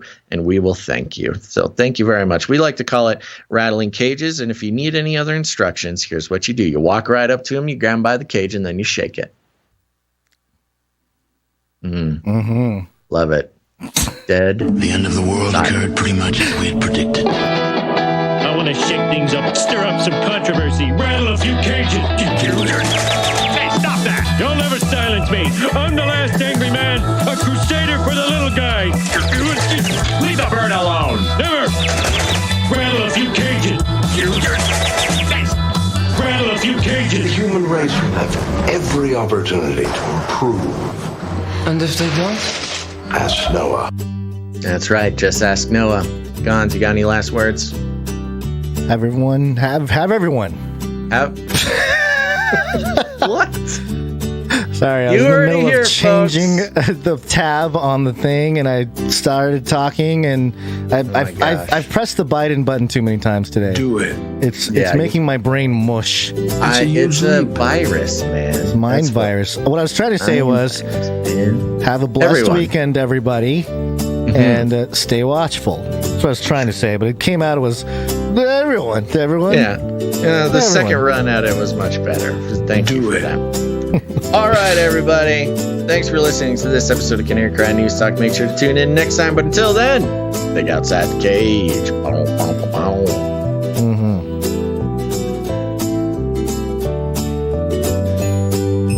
Do it. If you haven't gotten vaccinated, do it. That's a huge leap. Do it. Feed him more. Do it.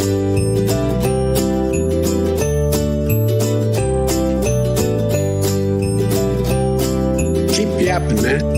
Do it.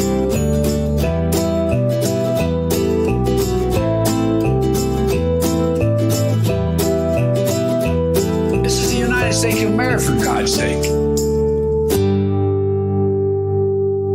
Remember, reality is an illusion. The universe is a hologram. Buy gold. Buy! I want to shake things up, shake things up. I want to shake things up, shake things up. Do it. Leave the bird alone. I want to stir up some controversy. I want to rattle a few cages. I'm the last angry man. You'll never silence me. I'm the last angry man. I'm the last angry man. You'll never silence me. I'm the last angry man. A crusader for the little guy. Well, we'll see about that. Whatever, Illuminati.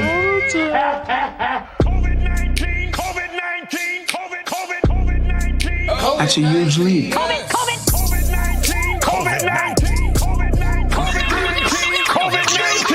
Do it.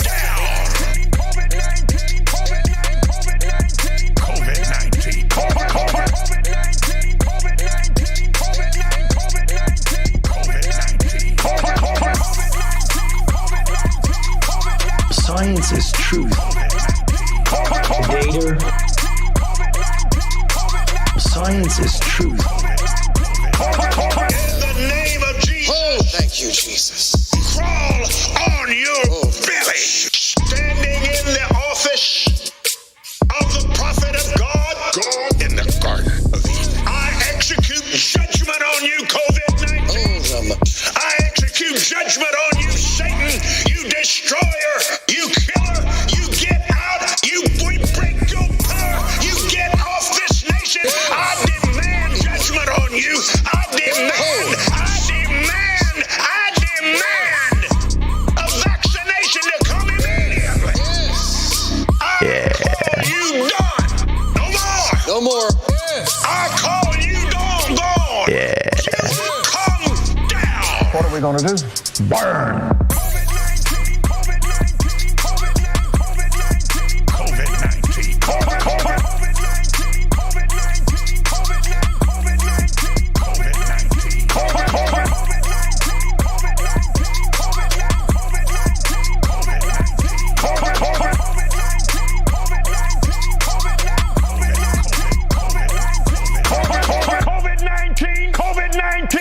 Do it. COVID-19. COVID-19.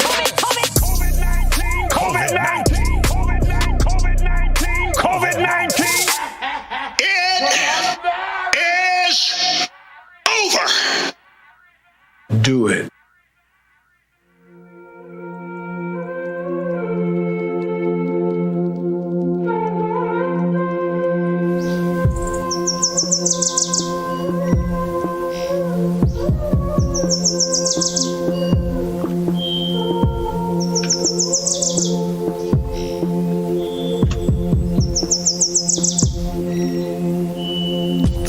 In the 600th year of Noah's life, all the fountains of the great deeps burst forth, and the windows of the heavens were opened. On that same day, Noah and his sons, and Noah's wife, and the 3 wives of his sons entered the ark, and the Lord shut them in. The flood continued for 40 days on the earth. Everything on the dry land, in whose nostrils was the breath of life, died. The Lord God blotted out every living thing that was on the face of the earth, man and animals. But God remembered Noah and all the livestock that were with him in the ark. And God made a wind blow over the earth, and the waters subsided. The fountains of the deep and the windows of the heavens were closed. The rain from the heavens was restrained, and the waters receded from the earth continually. Then God said to Noah, "Go out from the ark. Bring out every living thing that is with you of all flesh, and be fruitful and multiply on the earth." So Noah did all that the Lord God commanded. Then he built an altar to the Lord, and took some of every clean animal and offered them on the altar. When the Lord smelled the aroma, he was pleased. Therefore the Lord said in his heart, "I will never again curse the earth because of men, for the intention of man's heart is evil from his youth. Neither will I ever again strike down every living creature as I have done. While the earth remains, seed time and harvest, summer and winter, day and night shall not cease." And God said, "I have set my bow in the cloud, and it shall be a sign of the covenant between me and all the earth. When I bring clouds over the earth, and the bow is seen in the clouds, I will remember my covenant that is between me and every living creature of all flesh. And the waters shall never again become a flood to destroy all flesh. When the bow is in the clouds, I will see it and remember the everlasting covenant between God and every living creature of all flesh that is on the earth." Noah began to work the soil, and he planted a vineyard. He drank of its wine and became drunk and laid uncovered in his tent. Ham, who fathered Canaan, saw the nakedness of his father, and he told his two brothers of it. Then Shem and Japheth took a garment, laid it on both their shoulders, and walked backward to cover the nakedness of their father. Their faces were turned backward, and they did not see their father's nakedness. When Noah awoke from his wine and knew what his youngest son had done to him, he said, "Cursed be Canaan, he shall be the lowest of all his brothers." Noah also said, "Blessed is the Lord, the God of Shem, and let Canaan be his footstool. May God bless Japheth, and let him also dwell in the house of Shem, and let Canaan be his servant."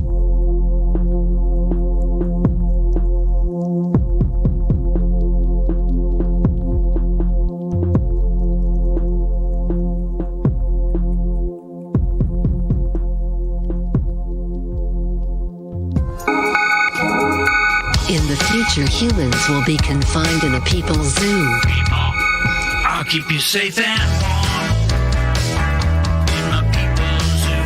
Do it. I'll keep you safe and warm now in my people's zoo. You, yeah, you in my people's zoo. I'll keep the cameras on.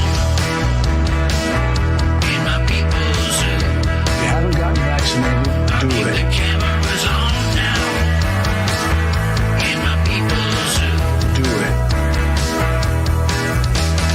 You, yeah, you in my people's zoo. Nazis are not welcome here. Congratulations, you are being rescued. Please do not resist. Demonic power! Demonic power! We're all gonna die.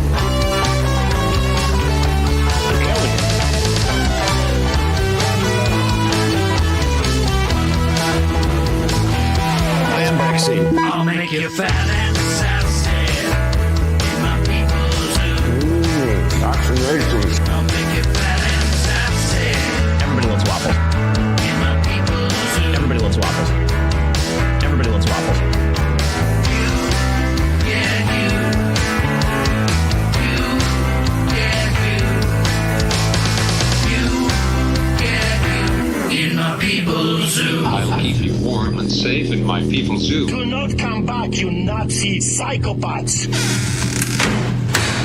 That's a huge leap. Do it.